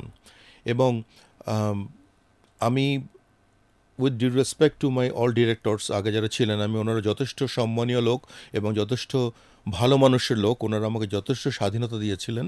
এবং ব্যাবিলনের ইতিহাসে আমি ফার্স্ট সিইও যিনি, আমি কোম্পানির গাড়ি আমি বাড়িতে 24 ঘন্টা রাখতে পারতাম, এবং আমার পছন্দসই আমাকে গাড়ি কিনে দিয়েছিলেন। ওনারা কার ইউজ করতেন, আমি বলেছিলাম না আমার কাজের জন্য জিপ লাগবে, ওনারা কিন্তু ইম্পোর্ট করে এনে দিয়েছিলেন জিপটা, এবং আমাকে এতখানি প্রিভিলেজ দিতেন যে যাতে আমি ফার্স্ট ড্রাইভ করি। ওনারা চিটংয়ে পোর্ট থেকে আনার পরে ওনারা ট্রেনে করে গাড়িটা ঢাকায় নিয়ে আসছেন, ও এনে আমাকে ফোন করছেন। আমি তখন হায়দ্রাবাদে একটা প্রোগ্রামে, আচ্ছা, বলছে যে আশিক কখন আসবেন, আপনার গাড়ি ওখান থেকে আমরা হেড অফিসে এনে রেখেছি, আপনি নিজে এসে ডেলিভারি নেবেন। মানে এই ধরনের ওনারা আমাকে আন্তরিকতা দেখিয়েছিলেন, এবং আমিও সেটা দেওয়ার চেষ্টা করেছি। এবং মানে দেখা গিয়েছিল যে কতগুলো আগের যিনি একজন ছিলেন, তিনি অনেকগুলো, মানে আমি বলবো না যে ওনার হয়তো অজ্ঞতা ছিল, উনি কিছু ভুল করেছিলেন, ব্যবসা 4 কোটি মাইনাসে ছিল। আমি সেটাকে 10 মাসের মধ্যে সেটাকে পজিটিভে করে আমি প্রফিটে নিয়ে আসছিলাম কোম্পানিকে। That's great. এবং আমাদের কি বলি যে আমাদের যেগুলো ব্যাড এলিমেন্টস যেগুলো ছিল, সেগুলোকে আমি সমস্ত, ওনারা বুঝতেই পারেনি যে কে হয়তো নেগেটিভ রোল প্লে করছে বা কে খারাপ করছে। এবং তারা কিন্তু সবাই প্রত্যেক আলাদা আলাদা কোম্পানি তৈরি করেছে, ওখানে থাকা অবস্থায় নিউ কোম্পানি নিজেরা ডেভেলপ করে টাইম পাস করছিল এখানে। এগুলো মানে বাংলাদেশের এটা কিন্তু একটা স্যার কমন। আমি এর আগে দেখেছি বিভিন্ন বড় বড় কোম্পানির সাথে কথা বলে, তাদের অনেক একটা মনের কথা বুঝতে পেরেছিলাম এরকমটাই। তারা বলছিলেন যে দেখো ইফতি, আমি যাকে সিইও বানাইছি এই লোক নিজে আমার সমসাময়িক টাইপের আরেকটা বিজনেস রান করে, প্রোডাক্ট ইম্পোর্ট করে, ও হচ্ছে এটাকে মার্কেটিং করতেছে, ও আলাদা চ্যানেল মেনটেন করতেছে, আমার অফিসে বসে আমার জিনিসটা করে সবকিছু, ইভেন আমার ডিলারের কাছে ইভেন সে বিক্রি করছে। তার মানে সে আরেকটা কোম্পানি বা শ্যাডো কোম্পানি তৈরি করছে আমার কোম্পানিতে বসে।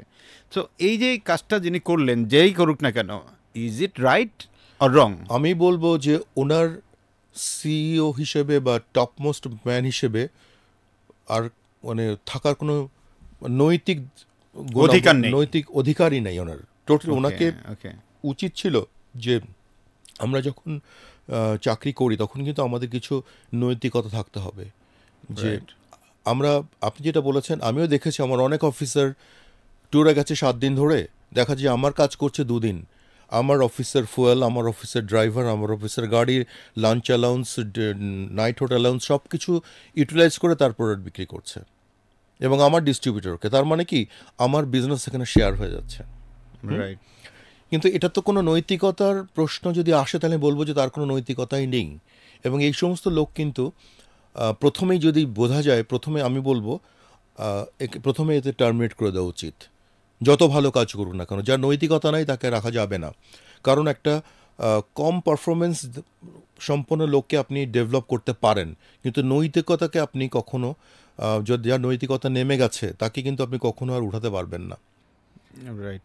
তার মানে স্যার দ্বারা যে সকল মানুষ, আমরা যারা এমডি হিসেবে আছি বা বিভিন্ন কোম্পানির মালিক হিসেবে আছি, ইভেন সিইও হিসেবে আছি, তাদের উদ্দেশ্যে একটা ছোট্ট মেসেজ এখান থেকে আসলো। সেটা হচ্ছে এই, আপনি যদি একই কোম্পানিতে চাকরি করে একই কোম্পানির লাইক প্রোডাক্ট তৈরি করে ওই কোম্পানির ফ্যাসিলিটিস ইউজ করে আপনি আপনার একটা বিজনেস উইং দাঁড় করিয়েছেন এবং এটা রান করছেন, তাহলে আপনি নৈতিকতার প্রশ্নে অনেক নামিয়ে ফেললেন নিজেকে। এই জায়গাটা থেকে যদি মালিক পক্ষ বুঝতে পারে, তাহলে সাথে সাথে উচিত ওই এমপ্লয়িকে আসলে টার্মিনেট করা, নাম্বার ওয়ান। নাম্বার টু হচ্ছে যে সকল মানুষ এই কাজগুলো করছেন তাদের প্রতি আমাদের বিনীত অনুরোধ যে একই কোম্পানিতে থেকে এই কাজটা না করে বরং আপনি অফকোর্স নিজে ওখান থেকে ছেড়ে দিয়ে দেন, একটা বিজনেস রান করতেই পারেন, কারণ আপনাকে সৃষ্টিকর্তা অনেক মেধা দিয়েছে সেই জায়গাটা। বিকজ আমরা কিন্তু আলটিমেটলি সৃষ্টিকর্তার কাছে যেতে হবে। সো যেহেতু তার কাছে যেতে হবে, তার কিছু দিক নির্দেশনা ফলো করা দরকার। আপনি একই কোম্পানি থেকে একই কোম্পানির প্রোডাক্ট আবার আলাদা একটা বিজনেস উইং তৈরি করবেন, this is a not right way. So এই জায়গাটাতে বিরত থাকাটা খুব জরুরি। হ্যাঁ, হতে পারে ইদানিংকালে স্যার আমরা দেখি যে অনেকে, আপনি সিইও আছেন কিন্তু আরেকটা বিজনেসের সাথে আপনি অ্যাড হয়েছেন, সেটা আপনার কোম্পানির সাথে কোনো রকম কন্ট্রাডিক্ট করে না বা কনফ্লিক্ট করে না, আপনি হয়তো অন্য একটা সেগমেন্টে, এবং সেটা আপনি স্যার আপনার অফ টাইমটাতে, লাইক আপনি হয়তো 6টায় আপনার কাজ শেষ, আপনি সন্ধ্যার পরে ওইখানে একটু সময় দিচ্ছেন 1 থেকে 1.5 ঘন্টা। স্যার এইটাকে আপনি কীভাবে দেখছেন? এটাকেও আমি অ্যাকসেপ্ট করব না, কারণ একজন সিইও বা একজন এমডি উনি একজন ফুল টাইম কিন্তু উনি নিয়োজিত আছেন। ওনার স্বপ্নে বলেন, ওনার অবসর বললেও কিন্তু ওই কোম্পানিকে বোঝাবে যে এখান থেকে উনি একদম টপমোস্ট দায়িত্বে আছেন, কারণ ওনাকে দেখে অনেকেই শিখবেন। এবং আপনি যদি বলেন আমার 6টার পরে আমার দায়িত্ব নেই বা 5টার পরে, কিন্তু এটা ঠিক না। আপনার 24 আওয়ার্সে কিন্তু কোম্পানি কিনে নিয়েছে বা আপনাকে পে করা হচ্ছে ওই রকম স্যালারি দিয়ে। কারণ আপনার ওই সময়টা আপনি যদি এই যেখানে আছেন এক্সিস্টিং কোম্পানিতে ওটাকে যদি চিন্তা করেন বা তার ডেভেলপমেন্ট বা তার রেকটিফিকেশন নিয়ে চিন্তা করেন বা ফিউচার নিয়ে চিন্তা করেন, তাহলে কিন্তু ইনপুটটা অনেক ভালো আসবে, কোম্পানি গ্রোথ ভালো আসবে। কিন্তু আপনি যদি মনে করেন যে আমি 6টা পর্যন্ত এক্স কোম্পানির, 6টার পর থেকে ওয়াই কোম্পানির, আপনার তাহলে কি হলো যে আপনার ওনারশিপটা ডেভেলপ হলো না।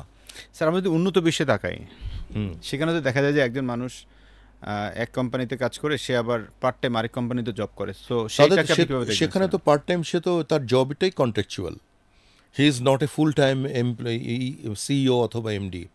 সে হয়তো আসছে, হয়তো একজন সেলস অফিসার, সে হয়তো বলছে যে আমি কমিশন ভিত্তিতে কাজ করব, সুতরাং ওখানে কন্ট্রাকচুয়াল কাজ করছে। সো স্যার আমরা এটা একটু কন্ট্রাডিক্টরি আছে অনেকের ক্ষেত্রে, হয়তো মনে করবে। সো যারা দেখছেন, কন্ট্রাডিক্টরি হলেও আমি বলবো, যদি আপনি ইভেন আপনি মনে করেন, আপনি যদি ব্যক্তিগত জীবনে আসেন, একটা ওয়াইফ বা একটা হাজব্যান্ডের কথা চিন্তা করেন, তার যদি একটা ওয়াইফ অ্যান্ড গার্লফ্রেন্ড যদি দুজনকে কনসিডার করেন, তাহলে কিন্তু দুজনকে কিন্তু সমানভাবে সে ইকুয়ালি ট্রিট করতে পারবে না, কিছু শেয়ার হবে।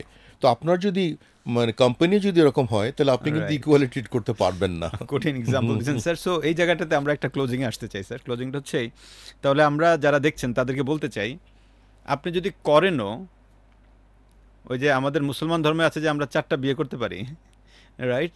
তার মানে আপনার প্রথম মিসেসকে অ্যাগ্রি করে দেন আপনি আরেকটা বিয়ে করেন, ব্যাপার না। সিমিলারলি আপনিও এই কোম্পানিতে থেকে যদি অন্য কিছু করতে চান, আপনার বর্তমান কোম্পানির এমডি বা সিইও যিনি আছেন না কেন, তার সাথে কথা বলে উনি যদি আপনাকে গ্রিন সিগন্যাল দেয়, তবেই আপনি আরেকটা জায়গায় ওইটুকু ইনপুট দিতে পারেন। আদারওয়াইজ আমার কাছে মনে হয় যে স্যারের কথা হচ্ছে যে আপনি আপনার বর্তমান যেটা আছে সেটাতেই আপনি ফোকাস করেন, রাইট স্যার? এক্স্যাক্টলি, কারণ আমার জানা মতে টপ কর্পোরেট কোম্পানিগুলো একটা এগ্রিমেন্ট সই করে নেয় যে আমি যতদিন এই কোম্পানিতে থাকবো, সিমিলার ট্রেডে আমি কখনো কিছু করব না বা আমি ওন বিজনেস করার চেষ্টা করব না। যদি জানাজানি হওয়া মাত্র অটো টার্মিনেট হয়ে যাবো আমি এখান থেকে। রাইট, এটা অনেক কোম্পানির এই জিনিসটা অবশ্য করা আছে, সিগনেচার করতে হয়। স্যার এখানে আমার, যেহেতু আমি ট্রেনিং নিয়ে কাজ করছি, আমি কিছু জিনিস ফেস করি, সেজন্য ভাবলাম যে আপনার মাধ্যমে কথাটাকে আমরা একটু তুলে ধরি। আমাদের এখানে অনেক কোম্পানি আছে, তার এমপ্লয়ীদেরকে তো কোম্পানি ট্রেনিং করাই না। অন দ্য আদার হ্যান্ড, তার কোম্পানি কোনো এমপ্লয়ি যদি ট্রেনিংয়ের জন্য ছুটি চায়, তাও দিতে চায় না। ইভেন আমি আপনার হিউম্যান রিসোর্স ম্যানেজমেন্টের উপরে পিজিডি কোর্স করাই, এবিপির সাথে ক্লাস নেই, তো সেখানে আমি অনেকরে পাই যিনি এইচআরে কাজ করছেন, assistant manager, deputy manager, GM, এরকম অনেক লোক বলে যে ভাই আমি তো অফিস থেকে ছুটি নেই নাই, অফিস জানে না যে আমি এই কোর্সটা করতেছি। আচ্ছা, সো এই জায়গাটাতে আসলে কি সঠিকভাবে হচ্ছে, বা এখানে আসলে আপনার এখানে আমি একটু পিছন থেকে আসি। ট্রেনিং মানেটা কি প্রথমে আমাকে বুঝতে হবে। ট্রেনিং মানে আমি এখন যেটা করতে পারছি না, একটা প্রসেসের মাধ্যমে গেলে আমি ওইটা করতে পারবো। তাহলে এটা আমার মানে কোম্পানির জন্য বেনিফিট না এটা লস, কোনটা? Of course benefit. বেনিফিট। তাই যদি হয় তাহলে আমি কেন ছুটি দিব না? আর প্রথম প্রশ্ন হচ্ছে যে আমার এমপ্লয়কে আমি কেন ওন অ্যারেঞ্জমেন্টে ট্রেনিং দিব না? স্যার অনেকে তো দেয় না, আবার ঠিক অনেকে আছে, দিল না, যখন মনে আমি করে যে যদি শিখে যায় সে তো আমার কোম্পানিতে থাকবে না, চলে যাবে। চলে যাওয়ার মতো যদি আপনার এনভায়রনমেন্ট তৈরি না করেন তাহলে সে কেন মানুষ, একটা কথা হচ্ছে যে খুব একটা গ্রামে একটা কথা আছে, বিশেষ করে ইন্ডিয়াতে, পুরুষ মানুষ পুরনো জায়গা, বসার আড্ডা দেওয়ার জায়গা বা যেখানে বসে থাকে সেই জায়গা, পুরনো জুতা এবং প্রথম বউকে ত্যাগ করতে চায় না, কারণ সে কমফোর্ট ফিল করে জায়গাগুলোতে। এখন চাকরি যেখানে আপনি করছেন, আমি চাইবো আমি যদি চাকরি করি, কর্মী হই, আমার এই প্লেসটাতে আমি কমফোর্টেবল। ওকে, এই আমি সব কিছু বুঝি ব্যাপারটা। সুতরাং আমি যদি ট্রেনিং করতে চাই, আমার মালিকের উচিত হবে ফান্ডটাকে তাকে অথরাইজ করা যে হ্যাঁ তুমি ট্রেনিং করে আসো, তাকে ফান্ড দিয়ে হেল্প করা। কারণ এটা প্যাসকেলের একটা সূত্র আছে ফিজিক্সে, যে আপনি কোনো লিকুইডের উপরে যদি একদিক থেকে 5 পাউন্ড বল প্রয়োগ করেন তাহলে ওটা অপোজিট দিকে 25 পাউন্ড হিসেবে ব্যাগ বেরিয়ে যাবে আর কি। তো আপনি যদি 5 টাকা খরচ করেন ট্রেনিংয়ের ব্যাপারে, ওই ছেলেই কিন্তু আপনাকে বিভিন্নভাবে, যদি সে ভালোভাবে ট্রেনিংটি নিতে পারে, তাহলে আপনাকে ওই 5 টাকার বদলে 25 টাকা এনে দিতে পারবে। Absolutely sir. তার মানে দ্বারা এই, যদি আপনার এই লোকটা চলেও যায়, যেই কদিন আপনার কাছে থাকবে ও কিন্তু আপনাকে ওর আগামী 2-3 বছরের রিটার্ন দিয়ে যাবে 6 মাসের মধ্যেই। কারণ হচ্ছে আমি লিঙ্কডিনে স্যার একটা কোড পড়ছিলাম আর কি, মানে একটা লেখা পড়ছিলাম এরকম করেই, যে একজন মালিক, তার কাছে সিইও গিয়েছে যে আমি আমার লোকজনের ট্রেনিং করাইতে চাই। তো মালিক তারা প্রশ্ন করছে, তোমার এখানে তুমি ট্রেনিং করাবা, ট্রেনিং করলে যদি লোক চলে যায়। সো পরে সিইও বলছে, স্যার যদি আমি ট্রেনিং না করাই তাহলে গাদা রাইখে আমি করবোটা কি? এক্স্যাক্টলি। ইনফ্যাক্ট আমি যদি ট্রেনিং করাই, সে শিখলো, সে শিখে যদি আমার এখানে যে কদিন থাকবে সে কদিন আমি তাকে একটু কন্ট্রিবিউশনটা আর বেশি পাবো তার কাছ থেকে। এক্স্যাক্টলি। সে অন্য কোথাও যে সে আমার কথা মনে করবে, আপনার কথা মনে করবে, আপনার কোম্পানি তাকে ডেভেলপ করেছেন সেই জায়গায় তার একটা কৃতজ্ঞতা বোধ থাকবে। কিন্তু যদি আপনি তাকে অ্যাজ ইট ইজ রেখে দেন তাহলে তো কোনো লাভ নেই। না, আপনারও লাভ হচ্ছে না, তারও লাভ হচ্ছে না। রাইট। আরেকটা ব্যাপার আছে যে একটা এইচআর ইস্যু থেকে একটা কাজ করা যেতে পারে, যেটা অনেক মাল্টিন্যাশনাল করে, যে আপনাকে ট্রেনিং দেওয়ার আগে একটা কন্ট্রাক্ট হয়, যে company will take care of your training period and everything. আপনি নেক্সট 2 ইয়ার্স বা এটা আপনি আমার কন্ট্রিবিউট করবেন আমার কোম্পানিতে। রাইট স্যার, এটাও কিছু কিছু কোম্পানির আছে। তার মানে যে সকল কোম্পানিতে এরকম রুলসটা নেই, আপনি চাইলে এটাকে ইমপ্লিমেন্ট করতে পারেন, যে আপনি ট্রেনিংয়ের জন্য যে বাজেটটা দিচ্ছেন সেটা নিয়ে আপনার এমপ্লয়ির সঙ্গে একটা টার্মস অ্যান্ড কন্ডিশন বা এগ্রিমেন্ট করে নিতে পারেন, যে ইয়াস আমি আপনার পিছনে এই 1 লাখ টাকা মানে ব্যয় করলাম, সো 1 লাখ টাকা বিনিময়ে আপনি আগামী 2 বছর আমাকে এখানে চাকরি করবেন, আপনার টোটাল মেধারে এখানে কাজে লাগাবেন। That's good one. স্যার আমরা পরের পার্টটাতে যেতে চাই এবার। আপনি তাহলে, আমি শুনলাম স্যার আপনি বেবিলন থেকে যেদিন বেরোচ্ছিলেন সেদিন আপনার যে দরজা নাকি আছে, একটা বিশাল দরজা। হ্যাঁ, ওনারা বলেছিলেন যে আশিক সাহেব এখান থেকে আপনি যেতে পারবেন না, কারণ আমরা আপনাকে সমস্ত স্বাধীনতা দিয়েছিলাম সব কিছু করার, আপনি ছিলেন বলে আমরা এখানে নিশ্চিন্তে এই কাজটা করছিলাম। যখন আপনি তখন আমি আসলে মানে বলছিলাম, স্যার আমার যেহেতু আরেক জায়গায় কথা দিয়ে ফেলেছি, আমার কমিটমেন্টের ব্রেক করা আমার জন্য খুব প্রবলেম, সে কারণে আমার যেতে হবে। তো ওনারা আসলে আমাকে এতই স্নেহ করতেন যে ওনারা যতই আটকাতে চেয়েছিলেন, কিন্তু ওনারা আমাকে বললেন ঠিক আছে যান। কিন্তু ওনারা দীর্ঘদিন আমার সঙ্গে কোনো কথা বলতেন না, ও ফোনে কথা বললেও, যোগাযোগ করলেও ধরতেন না। পরবর্তীতে আস্তে আস্তে এটা আবার রেগুলার হয়েছে যে কথাবার্তা বলি। স্যার তাহলে আপনি যখন বেবিলন থেকে আপনি আসলেন McDonald Bangladesh limited, so McDonald Bangladesh limited যে এগ্রি বিজনেসের one of the largest company, এবং আপনি সেখানে আসলেন, ওটা যিনি managing director mister Sarwar Kamal, উনি আপনার সঙ্গে কথা বলেছেন এবং উনি আপনার সঙ্গে চুক্তিবদ্ধ হয়ে দেন আপনি এখানে জয়েন করলেন। সো যখন আপনি আসলেন তখন এই কোম্পানির বিক্রি ছিল কত? তখন এটার বিক্রি ছিল এই বছরের 2017 আমি মে মাসে জয়েন করি। এই বছরের টার্গেট ছিল প্রথমে 86 crore টাকা, 86 কোটি টাকা। এবং আমি যখন মে মাসে 11 তারিখে জয়েন করি তখন পর্যন্ত মানে মান্থলি যে অবজেক্টিভ বা বাজেট ছিল তার 40%-এর মতো বিহাইন্ড ছিল। ওকে, তার মানে আপনি যখন জয়েন করলেন তখন বিক্রি ছিল তার আগের বছর করলো তার আগের বছর ৭৭ কোটি টাকা, আর ওই বছর টার্গেট নিয়েছিল ৮৬ কোটি ৮৬ কোটি টাকা। এবং আপনি যখন জয়েন করলেন মেতে তখন 40% বিহাইন্ড ছিল, কারণ এখানে একটা প্রবলেম ছিল যে ওই সময় মানে কিছু ক্রপ মানে ঠিক মতো মানে অ্যাজ প্ল্যান্ড বা অথবা মানে অ্যাজ পার ইমাজিনেশন হয়নি আর কি মার্কেটটা। আমি যতটুকু জানি যে আপনি এই ৮৬ কোটি তো খুবই কম, আপনি ওই ৬ মাসে, যে মাসে আপনি জয়েন করলেন এই মাস থেকে শুরু করে ডিসেম্বর, এই ৬ মাসের মধ্যে আপনি ওই কোম্পানির ১৫০ কোটিতে নিয়েছিলেন, যেটা জাস্ট আগের বছরের ডাবলের বেশি। এক্স্যাক্টলি। এটা কিভাবে সম্ভব হলো? অ্যাকচুয়ালি আমি ইফতি আমার একটা থিওরি আছে, আমি সব জায়গাতে এটা দেখি যে কত হয়েছে দ্যাটস এ ফিগার। এখন আমি কিসের উপর ভিত্তি করে এটা অ্যাচিভ করেছি আই ডোন্ট নো, কারণ আমার কথা হচ্ছে যে মার্কেটটাকে জানতে হবে। আমি প্রথমেই বলি, সেলসম্যান বলেন বা যে কেউ বলেন যে নো ইয়োর মার্কেট, আপনার মার্কেটে আপনি কতটুকু আছেন সেটা হচ্ছে আপনার ইম্পর্টেন্ট। আমার ৮৬ কোটিতে আমি হ্যাপি থাকতে পারতাম বা ১০০ কোটির দিকে হ্যাপি থাকতে পারতাম, কিন্তু আমার থিওরি বা আমার মানে বুদ্ধিতে যেটা বলে যে সেলস অনেকটা মানে মানে ঘরে বাতাসের মতো, যে আপনি একটা বাতাস শূন্য ঘরে যদি একটু ছিদ্র করে বলেন যে 70% বাতাস আসবে, 30% এমটি থাকবে, ইম্পসিবল। ওরকম মার্কেটেও কিন্তু একটা ফ্লো থাকে। মার্কেটে যদি আপনি মনে করেন যে আপনি ৮৬ কোটি বা ১০০ কোটি বিক্রি করে আমি বসে থাকবো, কিন্তু না, কাস্টমারের নিড থাকবেই, ওটাকে অন্য কোম্পানি ফুলফিল করবে, আলটিমেটলি আপনি কিন্তু মার্কেটটা হারাতে থাকবেন। রাইট। তখন আমি আমার চেয়ারম্যান সাহেব বললেন যে, স্যার কমল বললেন যে এটাকে কত বাড়ানো যায় দেখো, ২০০ করা যায় কিনা। আমি বললাম স্যার আমাকে দেখতে হবে কি করা যায়, ১২০ হতে পারে, যেটা হবে সেটা আমি আপনাকে জানাবো, যেটা অথেন্টিক হবে। তখন আমি দেখলাম যে বাজেটিংয়ের স্টাইলটা কী ছিল। এখানে বাজেট ছিল যে এবছরে বিক্রি করেছি ১০০ টাকা, আগামী বছরে ১২০ টাকা করব। কোনো লজিক ছাড়া নাকি এমনি? এটা লজিক ছাড়া, যে আমি ১০০ করেছি, 20% লোড দিচ্ছি আমি, এটাই তো বিশাল। মার্কেট আমার গ্রো করছে 5 to 7%, I am growing 20%, is huge growth, সবাই খুশি। বাট এটা কিন্তু অ্যাকচুয়ালি আপনার বাজেটের কোনো, আমি সব বিজনেসে কিন্তু বলবো বাজেটের এটা কোনো ফর্মুলা না।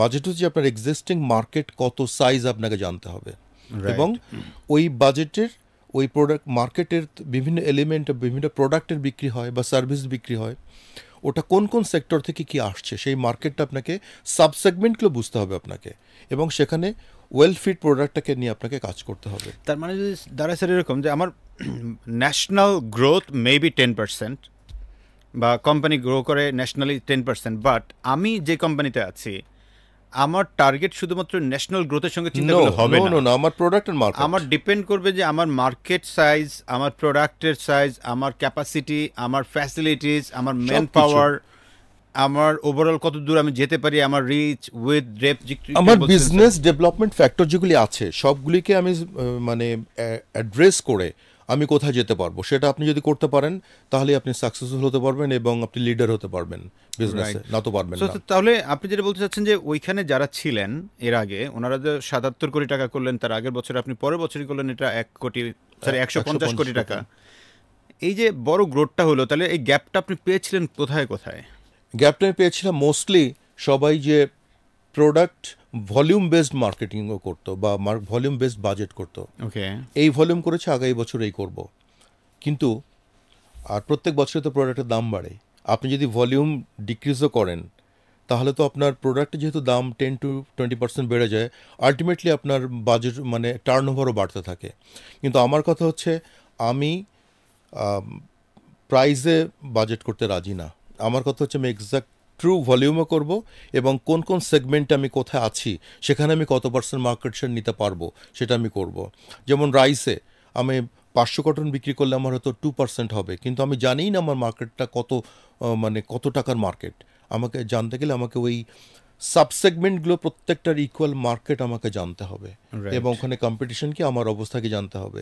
এটাকে স্যার আপনি কিভাবে জানতেন আর কি? কারণ এটা একটা বড় প্রশ্ন, কারণ অনেক ছোট ছোট কোম্পানি আছে যারা কিনা হচ্ছে নিজেই এমডি, নিজেই সিইও, এখন উনি কিভাবে জানবেন যে একটা মার্কেট সাইজ উনি বের করবেন কিভাবে, বা মার্কেট মার্কেটের সাইজে আমাদের যে ছেলেরা সেলসে কাজ করে রাইট এদেরকে যদি আপনি কিছু মানে এক্সট্রা কাজ না, তার একটা কাজের মাধ্যমে একটা এক্সেল শিট তৈরি করে দেন যে এই সিজনে কত বিক্রি হলো, কোন কোম্পানি কি করলো, একটা অ্যাভারেজ ডাটা পাওয়া যাবে এবং সেখান থেকে আপনি ডোজ দিয়ে ভাগ করে বের করতে পারবেন কতটুকু এরিয়া ট্রিটমেন্ট হলো। তো আমি ট্রিটেড এরিয়া যদি বার করতে পারি তাহলে তোমার মার্কেট কোথাও বুঝতে পারলাম এবং সেইখানে আমি কি প্লে করব আমার একটা আইডিয়া চলে আসবে।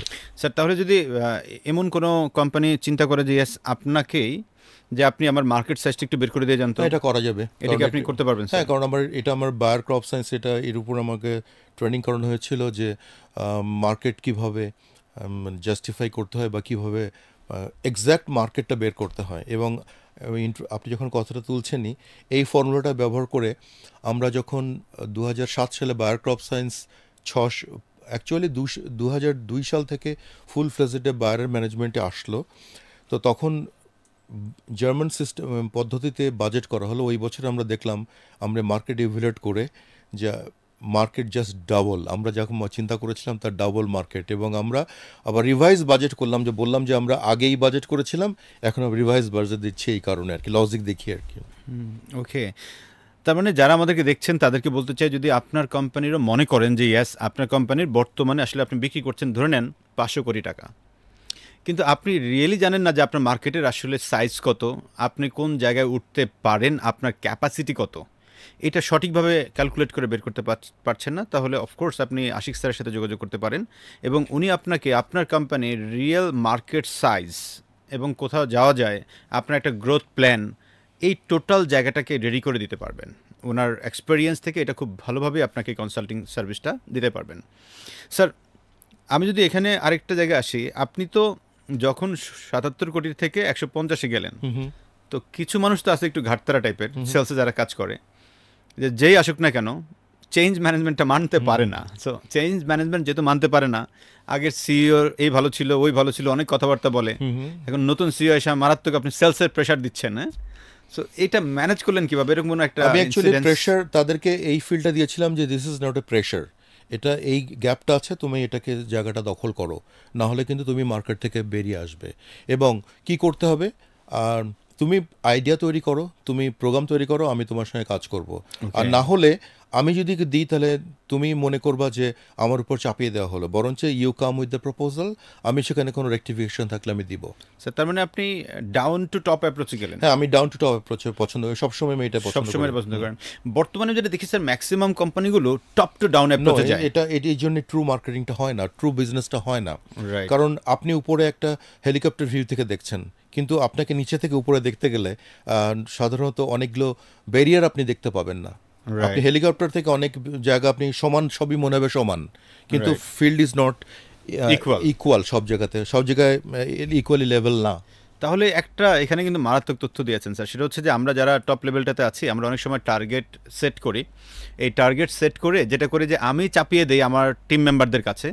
সো সেই জায়গাটা না করে স্যার যেটা করেছিলেন, যে এখানে উনি ভালো করলেন, 77 কোটি টাকা কোম্পানিকে 150 কোটিতে নিয়ে যাচ্ছেন, উনি যেটা করলেন যে ওনার টিম মেম্বারকে ডাকলেন, ডেকে বললেন যে ভাই আপনি কি কি প্রোগ্রাম করবেন করেন, আমার কোথায় যেতে হবে বলেন, আমি যাই, আপনি একটা প্ল্যান নিয়ে আসেন, আমরা এখানে যেতে চাই, কি কি করণীয়।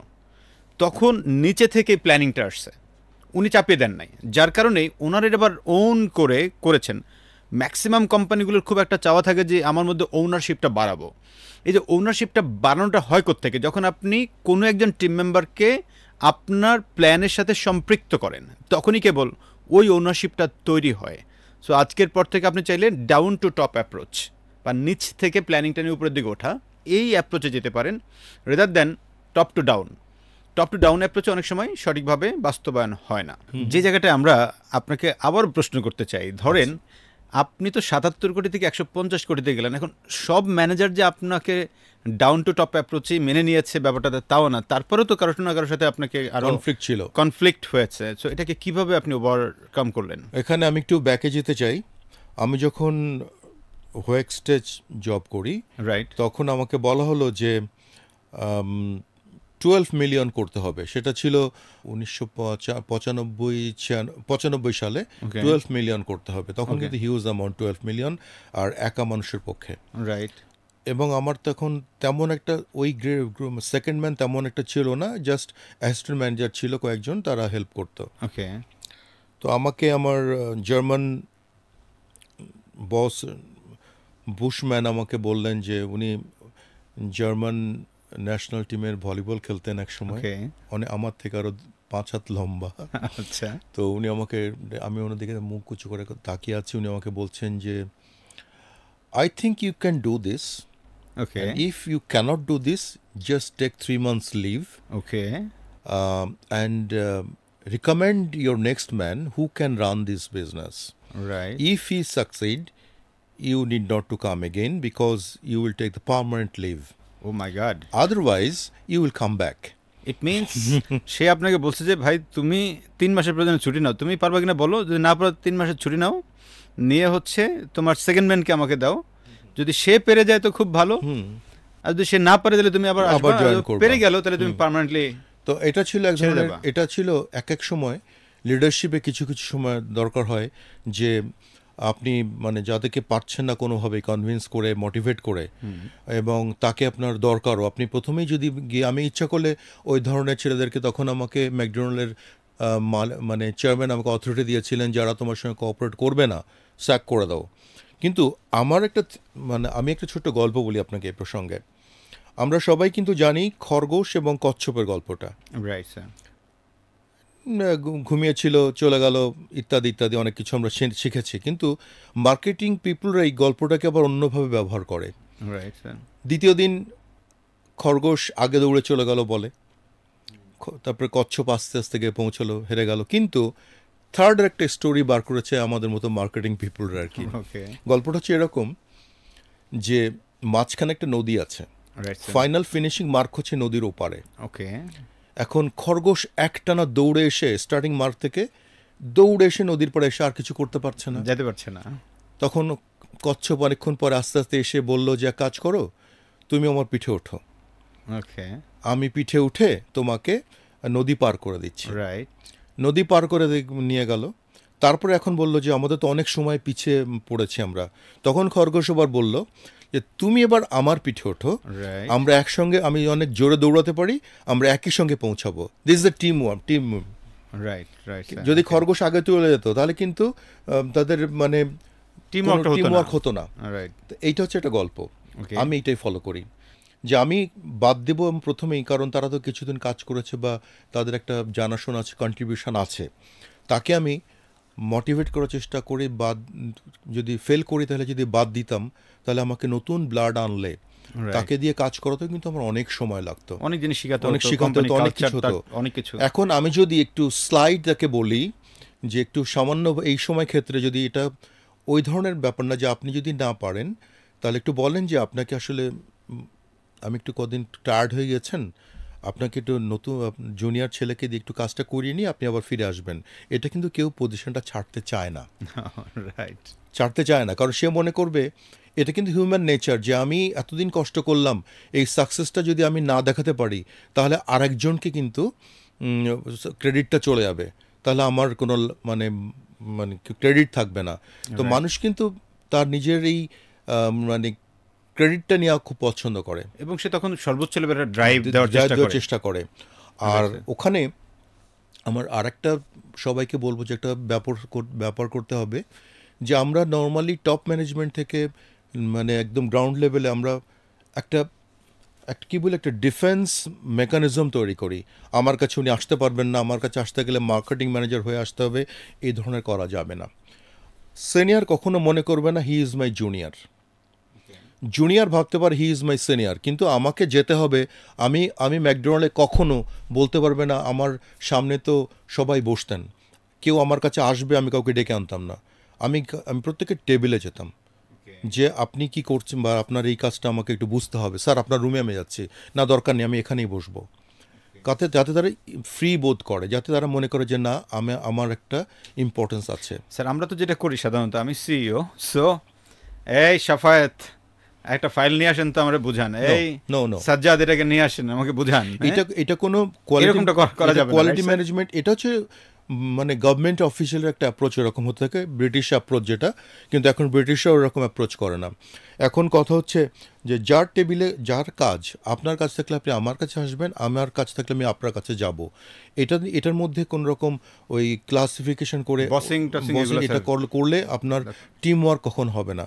কারণ টিম যদি আপনি না করতে পারেন, আপনি টিমের রেজাল্ট কখনো পাবেন না। আপনি ফুটবল খেলার কথা চিন্তা করেন, ক্রিকেটের কথা চিন্তা করেন, যারা বুকি, যারা জুয়া খেলে ব্যাপারটা নিয়ে, তারা কিন্তু দু একজনকেই মাত্র বুকিং করে যে তুমি এই গোলটা ধরো না, তুমি এই বলটা ধরো না। পুরা ম্যাচ ঘুরে যায়। সবাই ভালো খেললো, 10 জন ভালো খেললো, একজন যদি ক্যাচ ছেড়ে দেয় তাহলে কিন্তু ম্যাচটা ঘুরে যায়। তার মানে আপনাকে 11 জনকে নিয়েই কাজ করতে হবে। তো আপনি টিমে যদি 50 জন, 100 জন, 1000 জন থাকে, আপনি সবাইকে সমানভাবে যদি আপনি এগিয়ে না নিতে পারেন তাহলে কিন্তু সো স্যার এইখানে যে আমরা যেটা দেখি যে আপনি যেটা বলছেন যে আসলে যারা ফিল্ডে থাকে অথবা যারা কাজ করছে, আমি সিইও হই আর যে হই না কেন বা টপ পজিশনে হই না কেন, আমি তার কাছে যাব, তার কাছ থেকে কথাটা জানবো, তখন সে তার নিজের মনে করবে আমাকে। কিন্তু আমরা বাস্তবিক প্রেক্ষাপটে যেটা দেখি যে বাংলাদেশের কর্পোরেট কালচারে, যেহেতু আমি স্যার কর্পোরেট লেভেলটাতে কাজ করেছি, দেখেছি যে এখানে কর্পোরেট পলিটিক্সের কারণে সিইও তার নিজস্ব একটা এরিনা থাকে, এমডি সাহেবের আবার আরেকটা গ্রুপ থাকে। রাইট। সো এখানে সিইও সাহেব অলওয়েজ তার গ্রুপকে প্রাধান্য দেয়, এমডি সাহেব তার গ্রুপকে প্রাধান্য দেয়। একই কোম্পানিতে মানে একটা দুইটা গ্রুপ তৈরি হয়, অথবা যদি সিইও থাকে এক গ্রুপের, জিএম হচ্ছে আরেক গ্রুপ, মানে এটার মধ্যে একটা গ্রুপিং তৈরি হয়। তো এই যে জায়গাটাতে আমি ধরেন একজন সেলস এক্সিকিউটিভ অর আমি একজন অ্যাসিস্ট্যান্ট ম্যানেজার সেলস, আমি আসলে কার পক্ষে যাব? আমি আসলে কোনো গ্রুপেই নাই, তাহলে আমি কার পক্ষে যাব? অ্যাকচুয়ালি আপনার কোনো গ্রুপে যেতে হবে না যদি আপনি আপনার কাজটাকে ঠিক মতো করতে পারেন। আমি কাজ করলে তো আমাকে আসলে মানুষ তো ভ্যালু দিচ্ছে না, আমাকে সিইও আমাকে ভ্যালু দিচ্ছে না। তো আপনাকে ভ্যালু দিতে হবে ওই কারণে, তখন আপনাকে এইচআর পলিসি, এইচআরকে এগিয়ে আসতে হবে যে তাদের আপনার কাজ আপনার নামে কথা বলবে। আপনাকে এমনভাবে ইভ্যালুয়েট করতে হবে যে এইভাবে আপনাকে ডেভেলপমেন্ট প্রোগ্রাম তৈরি করতে হবে এইচআরের, যে রেজাল্ট ওরিয়েন্টেড, তার পারফরমেন্স বেস তার ইভ্যালুয়েশন হবে, কেপিআই হবে। করতে হবে, কেপিআইকে ফিক্স করতে হবে, জব ডিসক্রিপশন রেডি করতে হবে, কেপিআই করতে হবে বছর প্রথমেই, এবং 3 মাস পরে বলেন, 6 মাস পরে বলেন, 1 বছর পরে বলেন, কেপিআই ইভ্যালুয়েট হবে এবং আপনার কাজ বলে দিবে আপনি কি করেছেন। তার মানে স্যার এখানে এইচআর একটা বড় রোল, বিশাল বড় রোল। বিশাল বড় রোল। একটা কোম্পানিকে যদি তার হিউম্যান রিসোর্স তারা ম্যানেজমেন্ট করে, একটা কোম্পানির প্রত্যেকটা অফিসারকে ঠিকমতো কাজ আদায় করে নেওয়া বা তার থেকে বের করে আনা, এটা সম্পূর্ণ ভাইটাল রোল প্লে করে এইচআর। ওকে ওকে। এবং এই যে আপনার গ্রুপের কথা বলছেন, এটা কিন্তু এইচআর উইকনেসের জন্য এই গ্রুপিংটা তৈরি হয়। তার মানে এখানে এইচআর হচ্ছে একটা বড় রোল প্লে করতে পারে একটা কোম্পানির কর্পোরেট পলিটিক্স কমানোর জন্য। এখন যদি এইচআর স্যার নিজেই সেই জন্যই বলছি পলিটিক্সের মধ্যে ঢুকে যায় তাইলে কি হবে? না, এইচআর পিপলদেরকে সবসময় মনে করতে হবে যে তারা জাজ, ওকে তাদের চোখ হচ্ছে ব্লাইন্ড। ওকে। তারা শুধুমাত্র ওই পালস দিয়ে বা ফিল দিয়ে বুঝবে ব্যাপারটা কি, কে কোন দিকে বোঝা দরকার নেই। এইচআরদের যদি সাকসেসফুল এইচআর বা গুড এইচআর কখনো কোনো দিকে হেলবে না তাদের। তার মানে আমরা যদি স্যার বাংলাদেশের প্রেক্ষাপট চিন্তা করি, সুপ্রিম কোর্ট বা হাইকোর্ট বিচারপতি যারা আছেন, তার মানে একটা কোম্পানিতে এইচআর হচ্ছে বিচারপতি রোলে আছে। এক্স্যাক্টলি। সো বিচারপতি সেখান থেকে যদি সঠিক সিস্টেমটা সে যাই করুক না কেন, সে এভিডেন্স বেসড করবে। এক্স্যাক্টলি। দুই একজন বায়াস হয়ে যায় সেটা তো সেটা তার অন্য কথা। অবক্ষয়, সেটা তো ভিন্ন হিসাব। সেটা অন্য কথা। কিন্তু যদি সে বিচারপতির রোলটা প্লে করে অ্যাজ এন এইচআর, তাহলে ওই কোম্পানির কর্পোরেট পলিটিক্সটা অনেকাংশে কমে আসবে। আর সেখানে সে পারফরমেন্স বেসড মূল্যায়ন যেটা বা কেপিআই সেট করা, এই বিষয়গুলো তো অনেক স্ট্রিক্ট থাকবে। ইভেন একটা এইচআর ম্যানেজারের ক্ষমতা আছে সিইওকে মানে তার পারফরমেন্স ইভ্যালুয়েট করার। এখন যদি আপনি মানে একদম মানে কি বলি যে স্ট্রাকচার্ড ওয়েতে করেন, তাহলে সিইও কিন্তু চিন্তা করবে যে আমার পারফরমেন্স উনি কিন্তু ইভ্যালুয়েট করবেন, সুতরাং আমার কাজটাকে প্রাধান্য দিতে হবে। তখনই আপনি পলিটিক্স করবেন যখন আপনার লোড কম থাকবে। Right sir. তখন আপনার অন্যদিকে মাথা যাবে। বুঝতে পারছি স্যার। সো স্যার আমি যদি আপনার এই কথাটাকে ধরি এবং আপনার আগের গল্পটা থেকে আমি একটা জায়গায় একটু আসতে চাই, সেটা হচ্ছে লিডারদেরকে কিছু কিছু সময় কিছুটা অটোক্রেটিক হতে হবে ইমার্জেন্সিতে। যেমনটা হয়তোবা আপনি ভদ্র ভাষায় তাকে ওই রোলটা প্লে করেছেন, এরকমটা যে ভাই আপনার টেরিটরির একটা গ্রোথ আমি এই পর্যন্ত চাই, এখন এটা আপনি পারবেন কিনা। যদি আপনি পারেন তো খুবই ভালো, আর যদি না পারেন তাহলে আপনার সেকেন্ড ম্যান কে পারবে আপনি তাকে রেকমেন্ড করেন, আমি তাকে দিয়ে 3 মাস দেখতে চাই, ট্রাই করি লেট মি ট্রাই। এই 3 মাস আপনি একটু রেস্টে থাকেন, ফ্যামিলিকে সময় দেন। এই 3 মাসের মধ্যে যদি আপনার কলিগ পেরে যায় তাহলে তো খুবই ভালো, তখন আপনি অন্য কোনো একটা জায়গায় যাবেন, দেখা যাবে যদি অ্যাভেলেবেল থাকে আমি আপনাকে অ্যাবজর্ব করব, আর যদি না পারে সে তাহলে আপনি আবার আসবেন, তাহলে আপনি রাইট, আপনি যেটা বলছেন you are absolutely right. So এই যে একটা অটোক্রেটিক ফর্মুলা, কিন্তু সিস্টেমেটিকভাবে আপনি তার সঙ্গে ঢুকলেন। কিছু কিছু সময় আসলে এরকমটাও করতে হয় লিডারদের, সবসময় যে আপনি একবার আপনি ভালো আপনাকে দিয়ে হবে, সবসময় ডেমোক্রেটিক হলে চলবে না, কিছু জায়গায় অটোক্রেটিক হতে হয়। স্যার আমি তাহলে ওভারঅল আপনার টোটাল ক্যারিয়ারটা সম্পর্কে জানলাম এবং আপনার অনেকগুলো বিষয় আমি পেয়েছি। সো আমি যদি স্যার আপনাকে এক কথা একটু প্রশ্নের আনসার যেতে চাই এরকমটা, ধরেন যারা সেলসে কাজ করছে, হোক সেলসের অথবা সেলসের লিডার হোয়াট এভার, তাদের উদ্দেশ্যে যদি আপনি 5টা টিপস দেন যে ইয়েস এই 5টা বিষয় তার ক্যারিয়ার ভালো করার জন্য মেনটেন করা দরকার, সেই কোন 5টা আপনি আসলে কি আমি এখনো শিখছি, সুতরাং আমার শেখাটাই যে ফাইনাল এমন কথা নেই। তবু আমি বলি যে আমার ব্যক্তিগত অভিজ্ঞতা থেকে, আমি তো একদম মাটি থেকেও মানে গোড়া থেকে এই পর্যন্ত এসেছি, আমার যেটা মনে হয়েছে যে একটা সেলস, সে যেমনই ম্যানেজার হোক, অফিসার হোক, আর সেলস লিড হোক, যেইভাবেই সেলস বা মার্কেটিং আছেন, তাদের যেটা করতে হবে, প্রথমে একটা কথা হচ্ছে যে আপনার কাস্টমারকে আপনি চেনেন, প্রথমে খুব ভালো করে চিনতে হবে এবং তার নিডটাকে আপনি ভালো করে বুঝতে হবে, রাইট? তাহলেই আপনি তার সঙ্গে কিন্তু ফরওয়ার্ড করতে পারবেন কথাবার্তা, না তো কিছু হবে না। দ্বিতীয় কথা হচ্ছে আপনি যে প্রোডাক্ট এবং বা সার্ভিসকে আপনি অফার করবেন, সেটার সম্পর্কে আপনার ইচ অ্যান্ড এভরি পয়েন্ট আপনাকে ক্লিয়ার নলেজ থাকতে হবে, আদারওয়াইজ আপনি আলোচনা এগোতে পারবেন না। এবং আপনার একটা খুব অল্প কথায় অ্যাট্রাকটিভ ওয়েতে কমিউনিকেশন স্কিল থাকতে হবে, না হলে আপনি তার সঙ্গে রিলেশন ডেভেলপ করতে পারবেন না। রাইট। এখন যদি বলেন যে আপনি একজন স্কুল টিচারের কাছে গিয়ে কথা বললে কিভাবে অ্যাপ্রোচ করবেন, একজন রিয়েল ফার্মারের কাছে একরকম কথা বলবেন, হয়তো কৃষি অফিসারের সাথে একরকম কথা বলবেন, কমিউনিকেশনের স্টাইলটা এটাকে আপনাকে বুঝতে হবে, মেকানিজমটা কী হবে, সবাইকে একরকম মেকানিজমে হবে না, বাট যার জন্য বললাম স্কিল কমিউনিকেশন। রাইট। ফোর্থ হচ্ছে যে আপনার টার্গেট কি সেটা আপনাকে মাথায় থাকতে হবে, এবং কত সময়ের মধ্যে এটা আপনি কি করবেন সেটাও আপনাকে ডেডলাইন সহ থাকতে হবে, প্লাস এই টার্গেটকে অ্যাচিভ করার জন্য আপনার কী কী রিসোর্সেস আছে সেটার একটা ক্লিয়ার কনসেপশন থাকতে হবে, আপনার কনসেপ্ট থাকতে হবে, যাতে আপনি বুঝতে পারেন যে আমি এক্সিড করছি কিনা, বা মানে অতিরিক্ত খরচ করে ফেললাম কিনা, বা সময় বেশি নষ্ট করলাম কিনা, সেটা আপনাকে মনে রাখতে হবে সব সময়ের জন্য। আর একটা হচ্ছে যে আপনি কম্পিটিশন সবসময় ওয়াচ করতে হবে। আমরা অনেকে বলি যে কম্পিটিশনের কথা আমরা ভাববো না, আসলে তা না। আপনার মার্কেটে কী হচ্ছে না হচ্ছে আপনাকে জানতে হবে এবং অ্যানালাইসিস করতে হবে যে ও কেন পারছে, আমি কেন পারছি না, মেন যে ডিফারেন্সিয়েট হচ্ছে এর পয়েন্টটা কি আপনাকে বুঝতে হবে, না তো আপনি রেকটিফিকেশন করতে পারবেন না। আর এই তো 5টা গেল, আমি আর লাস্টে একটা কথা বলি যে আপনাকে সব কিছু এভিডেন্স রাখতে হবে, আপনাকে লিখিত রাখতে হবে। আমি এখনও কিন্তু এই কালো বইটা ইউজ করি। তো আমরা বাইরে যখন ছিলাম, তার আগে হোয়েক্সটে ছিলাম, হোয়েক্সটে আমাদের এরকম অ্যানুয়ালি বই দেওয়া হতো 4টা করে, বলা হতো ইজ এ ব্ল্যাক বুক। প্লেনে যেমন ব্ল্যাক বক্স, সেটা আমাদের ব্ল্যাক বুক। আমরা যা কিছু হতো আমরা কিন্তু নোট ডাউন করে রাখতাম, এবং আমরা প্রতি সপ্তাহ এটাকে দেখতাম কী হচ্ছে না হচ্ছে, কারণ সবসময় মাথায় থাকে না।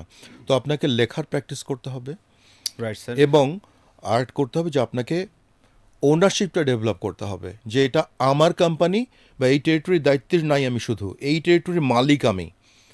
যে বৃষ্টি হতে পারে, বন্যা হতে পারে, রাজনৈতিক সমস্যা হতে পারে, মারামারি হতে পারে, কিন্তু এই বলি কি আপনার স্যালারি বন্ধ থাকবে, আপনার পেট বন্ধ থাকবে? থাকবে না।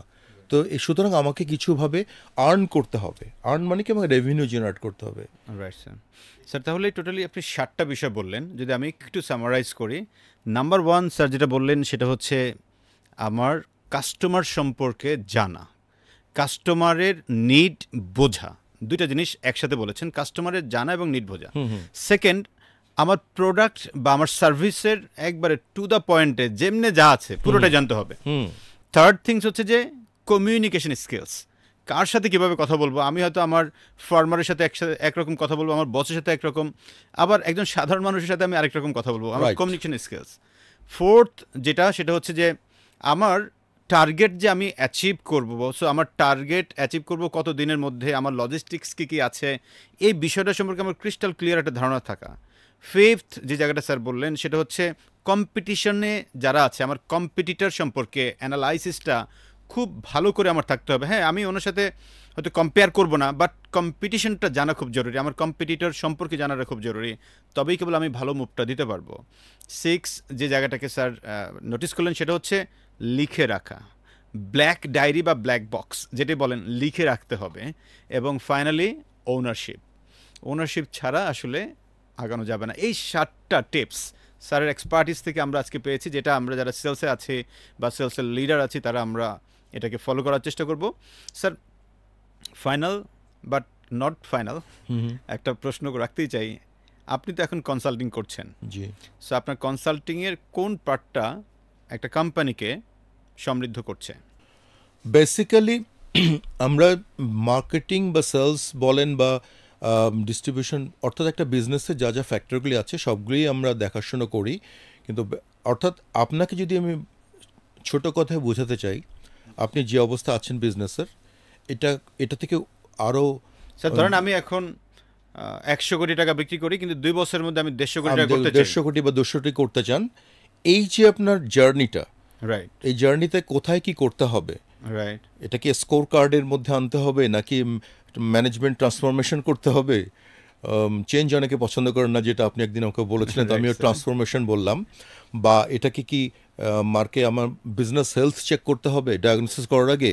আমরা এই সবগুলি বা সব কিছু জানার পরে আমি তো আনলিমিটেড কস্ট আমি অ্যালাউ করব না।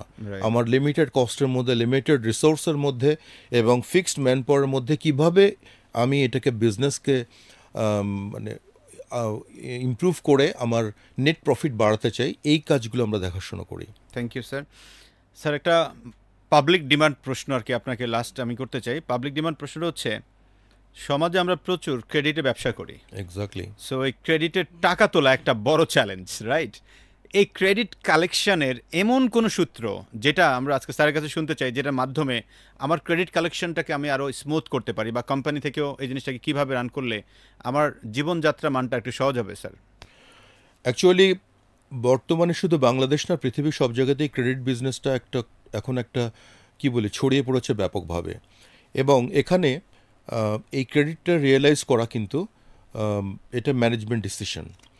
আপনি প্রথমে ক্রেডিট পলিসি তৈরি করবেন প্রথমে একটা সুন্দর করে, এবং অনেকেই দেখবেন যে ব্ল্যাঙ্ক চেক নিয়ে আসে ডিস্ট্রিবিউটরের কাছ থেকে, এটা কিন্তু কোনো সিকিউরিটি দেয় না আপনার এই মানে ক্রেডিট বিজনেসে।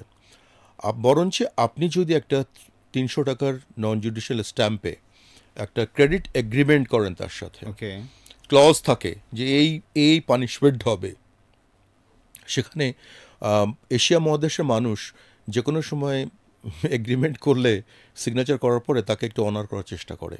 ওকে। আর এই এগ্রিমেন্টে কয়েকজন গ্যারান্টর থাকবেন, রাইট, যেটা আমি ফল পেয়েছি। গ্যারান্টরের মধ্যে একটা হচ্ছে, যেহেতু আমরা বিজনেস করছি বাজারে, তো একটা মার্কেট প্লেসে তো তার দোকান থাকে, শোরুম থাকে, ওই মার্কেট প্লেসের যিনি বাজার সমিতির সভাপতি আছেন বা জেনারেল সেক্রেটারি আছেন, তাকে গ্যারান্টর করতে হবে একজন বা একজন গ্যারান্টর, এবং তানার ভাই, আত্মীয় স্বজন, বাবা মা, মানে তার প্যাটার্নাল সাইডে কাউকে কোনো গ্যারান্টার করা যাবে না, তার শ্বশুরবাড়ির দিকে বা ইনলসের দিক থেকে করতে হবে। কারণ মানুষ চায় যে তার শ্বশুরবাড়ির দিকে সবসময় একটু মানে আমি একজন কিছু কেউকেটা এটা প্রমাণ করতে, কারণ একটা তার একটা স্ট্যাটাসের ব্যাপার থেকে। আপনি রেজাল্ট পেয়েছিলেন? আমি রেজাল্ট পেয়েছি, কারণ আমরা যখন দেখেছি যে শ্বশুরবাড়িতে আমার লোক পাঠিয়েছি যে আপনার এরকম জামাতা আছেন, অনেকদিন ধরে করছেন, ওনাকে বলা হয়েছে, তখন খুব দ্রুত টাকাটা দিয়ে দিচ্ছে, কারণ শ্বশুরবাড়ি থেকে তার শ্বশুরবাড়ির একটা স্ট্যাটাস আছে, তারা যখন মনে করলো যে আমার বাড়িতে এরকম লোক তাগা দিচ্ছে তখন, আর শ্বশুর যখন জামাইকে বলে তখন জামাই একটু তাড়াতাড়ি করে আর কি। আর বাবাকে যদি ক্যান্টার করে দেয়, বাবা বলবে হ্যাঁ আমার ছেলে মাল নিছিল, ব্যবসা করতে পারেনি, টাকা দিবে তো আপনাকে, ইত্যাদি ইত্যাদি, কারণ তার তো ছেলে, ওর গায়ে বাঁধে না খুব একটা। সো স্যার, তাহলে যদি আমি এখানে সবাইকে একটা জায়গা বলতে চাই, প্রত্যেকে যারা ক্রেডিট বিজনেস করছেন তাদের জন্য, আপনি আজকের পরে যখনই আপনি কোনো একটা অ্যাগ্রিমেন্ট করবেন 300 টাকার নন জুডিশিয়াল স্ট্যাম্পে, তখন চেষ্টা করবেন যে যিনি আপনার ডিলার তিনি সিগনেচারটা করবেন, এখানে কিছু ক্লজ মেনটেন করা। এট দ্য সেম টাইম এখানে দুজন গ্যারান্টার অফকোর্স রাখবেন। একজন হচ্ছে ওই মার্কেটের সমিতির একজন কর্ণধার, হতে পারে সভাপতি, হতে পারে সেক্রেটারি, অথবা ওইখানকার প্রভাবশালী কোনো নেতা। সেকেন্ড হতে পারে স্যারের কথা অনুযায়ী যে আপনি ওই লোকের শ্বশুরবাড়ির কোনো রিলেটিভ, হতে পারে তার, আমরা শুনলে গালি শোনা যদিও, বাট এটি তো ভাষা, সম্বন্ধী বলেন, রাইট? তো সম্বন্ধী বলেন, ভাইরা বলেন, শ্বশুর বলেন, এরকম শ্বশুর পক্ষের কোনো একজন মানুষকে। তো এটা জাস্ট একটা সাইকোলজিক্যাল, তাকে আসলে প্রেসারে রাখে, নাথিং এলস। এই সাইকোলজিক্যাল প্রেসারটা তাকে সমৃদ্ধ করে। এখানে তবে সবচেয়ে বড় কথা, যখন আপনি ক্রেডিট কাস্টমার নিয়োগ করবেন, তাকে আপনারা অনেকদিন ধরে ওয়াচ করেন, তার পেমেন্ট বিহেভিয়ারটা দেখেন, রাইট, এবং তার সঙ্গে কিছুদিন কাজ করলে বুঝতে পারবেন সে কি করছে, এবং তার ক্যাপাসিটির বাইরে। নর্মালি যখন ক্রেডিট কাস্টমার হয়, ধরেন 300, আমরা কিভাবে পলিসি করি, কোম্পানি তার বিজনেসকে বাড়ানোর জন্যে, ধরেন সে তার বিজনেস টার্নওভার নেওয়া হলো 1 কোটি টাকা, আমি 300% বলতে তাকে ক্রেডিট দেওয়ার মতো প্ল্যান করি, অথবা বলি যে না 80% তাকে ক্রেডিট দিব, কিন্তু এতটা করা উচিত না, গ্র্যাজুয়ালি বাড়ানো উচিত আস্তে আস্তে। প্রথমে বললেন তোমার বিজনেস যা করবা তার কাছ থেকেই নেন বিজনেসের টার্নওভারটা বা কী করবে সে, তার আমি এবছরে 50% দিব, তুমি যদি ঠিকমতো পেমেন্ট করো আগামী বছর 70% দিব, এভাবে গ্র্যাজুয়ালি বাড়তে হবে। কারণ হঠাৎ করে বেশি না দিয়ে আর কি, কারণ মানুষ একবার বেশি পেলে নিতে চাইবে, পরে বিক্রি করতে পারবে না, তখন সে টাকা দিতেও চাইবে না, আপনার সঙ্গে সম্পর্ক নষ্ট হবে, এবং আপনি আলটিমেটলি এই বিজনেস তো হারাবেনই, এবং ওখানে আপনি নতুন কোনো ডিস্ট্রিবিউটর দিতে পারবেন না। ডিস্ট্রিবিউটর দিলে হবে কি, ও বলবে যে আমি তো আপনার ডিস্ট্রিবিউটর, আপনি আরেকজনকে দিচ্ছেন কেন? কিন্তু আপনি ক্রেডিটের টাকাটা রিয়েলাইজ হয়নি, আপনি টাকাটা তাকে দিতে পারছেন না, আলটিমেটলি আপনি নতুন কাউকে দিলে সে আপনার এই টাকাটা ফেরত দিবে না, বলবে যে আপনি তো আরেকজনকে দিয়েছেন, আমি ব্যবসা করতে পারছি না, আমি দিব না। আলটিমেটলি আপনার জন্য ভীষণ একটা সমস্যা তৈরি হবে। এর জন্য ছোট ছোট স্ল্যাব করে করে ক্রেডিট ব্যবসা করবেন। Thank you sir. সো এইটার পাশাপাশি যেটা হচ্ছে যে এখন যারা অলরেডি বিজনেসে ঢুকে গেছেন, আপনি চেষ্টা করেন যে আপনার ওই অ্যাগ্রিমেন্টগুলোকে আবার একটু রিভাইজ করার জন্য। সো ওই রিভাইজড এগ্রিমেন্টের ক্ষেত্রে আপনি চেষ্টা করেন যে ওই দুইজন গ্রান্টারকে একটু ইনক্লুড করা যায় কিনা, তাহলে দেখবেন আপনার ক্রেডিট রিয়েলাইজেশনটা অনেক অনেক উঠে আসবে। Right sir? স্যার, আমাদের আজকের জার্নিতে আসলে এই পর্যন্তই ছিল। সো শেষ করার আগে আমি স্যার আপনাকে যদি একটু আমাদের আজকের দর্শকদের উদ্দেশ্যে লাস্ট কিছু বলতে বলি স্যার, আপনার লাস্ট কোনো রিমার্কস। আমি বলবো যে মোস্টলি এখানে কথা উঠেছে প্রথমে হচ্ছে যে যারা একদম গ্রাউন্ড লেভেলে আছে সেলস ম্যানেজনে, তারা তো আপনি 5-6টা পয়েন্টের কথা বলেছেন যে কি করা যেতে হয়।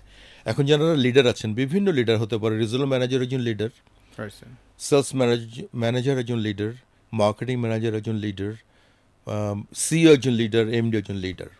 তা লিডার মানে কি একজন টিমকে লিড করা, আপনাকে লিড করতে হবে টিমটাকে, প্রত্যেকে ইকুয়ালি ইম্পর্টেন্স দিয়ে। নাম্বার 1 একটা কথা হচ্ছে যে আমরা মোস্ট অফ দ্য কেসেস দেখি আই ডিড ইট বা আই ক্যান ডু দিস, এই আইটা বাদ দিতে হবে, আত্মকেন্দ্রিক বাদ দিয়ে আমরা দলকেন্দ্রিক ব্যবস্থা আসতে হবে। অর্থাৎ আপনার ওখানে হতে হবে যে টিম বেসড আপনার কথাবার্তা বলতে হবে। আমরা আর একটা হচ্ছে যে লিডার কখনো, পলিটিক্যাল লিডাররা বলে যে তোমরা ঝাঁপিয়ে পড়ো, গুলি আসুক বুক পেতে নেব, কিন্তু উনি কখনো ওখানে থাকেন না।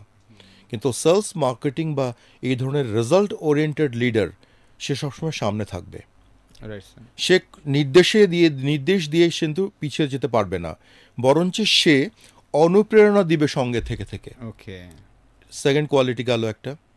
আরেকটা হচ্ছে যে একটা লিডার কিন্তু কোনো স্ট্রাকচারড ওয়েতে চলাফেরা করবে না, তার নেতৃত্ব তখনই কিন্তু আপনার খুব ভালো হবে বা সাকসেসফুল হবে যখন সে যে কোনো সিচুয়েশনে অ্যাডজাস্ট করতে পারবে, যখন যেটা দরকার।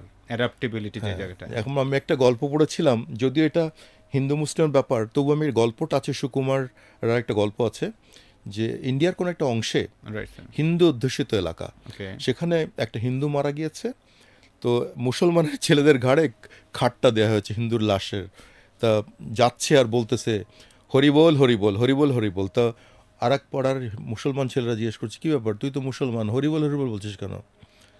তো বলছে ঠিক আছে বুঝবা পরে। তখন মুসলিম পাড়াতে মানে মুসলিম পাড়াতে এক হিন্দু পাড়াতে এক মুসলিম মারা গিয়েছে, সেখানে আবার হিন্দুরা মানে খাটের সময় তখন বলছে লা ইলাহা লা ইলাহা বলতে বলতে যাচ্ছে আর কি। তখন বলছে যে কী ব্যাপার, তোমরা হিন্দু হয়ে মুসলিমের কথা বলছো আর তোমরা আবার হিন্দু হয়ে মুসলিমের কথা বলছো, যখন যেমন তখন তেমন।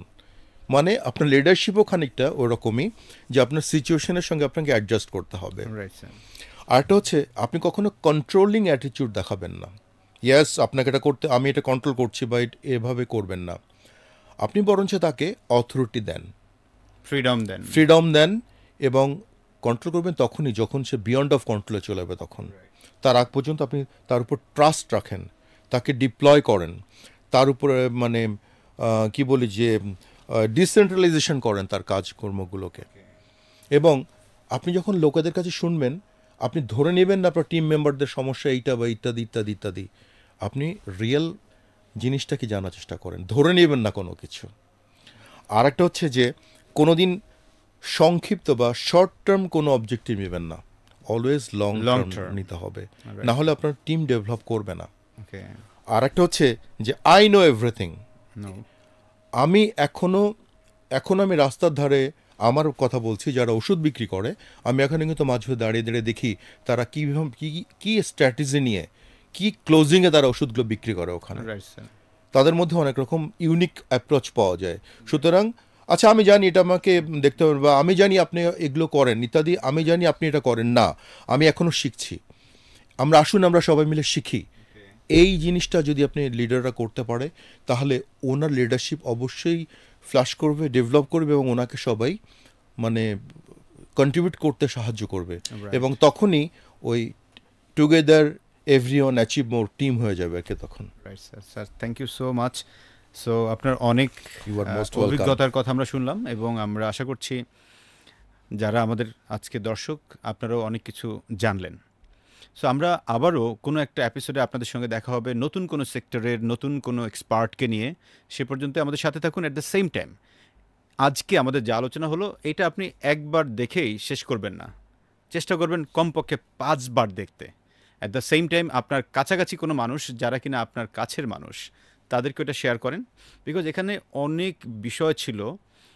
স্যারের প্রায় 36 বছরের লার্নিং যেটা আমরা এই 1 ঘন্টায় পেয়েছি, সেটা কিন্তু আপনাকে অনেক সমৃদ্ধ করতে পারে। সো সেই বিষয়টা রেখে সবাই ভালো থাকবেন। আমাদের পরবর্তী এপিসোড দেখার জন্য আমন্ত্রণ জানিয়ে শেষ করছি sales podcast, the sales leadership show. সবাই ভালো থাকবেন। আসসালামু আলাইকুম।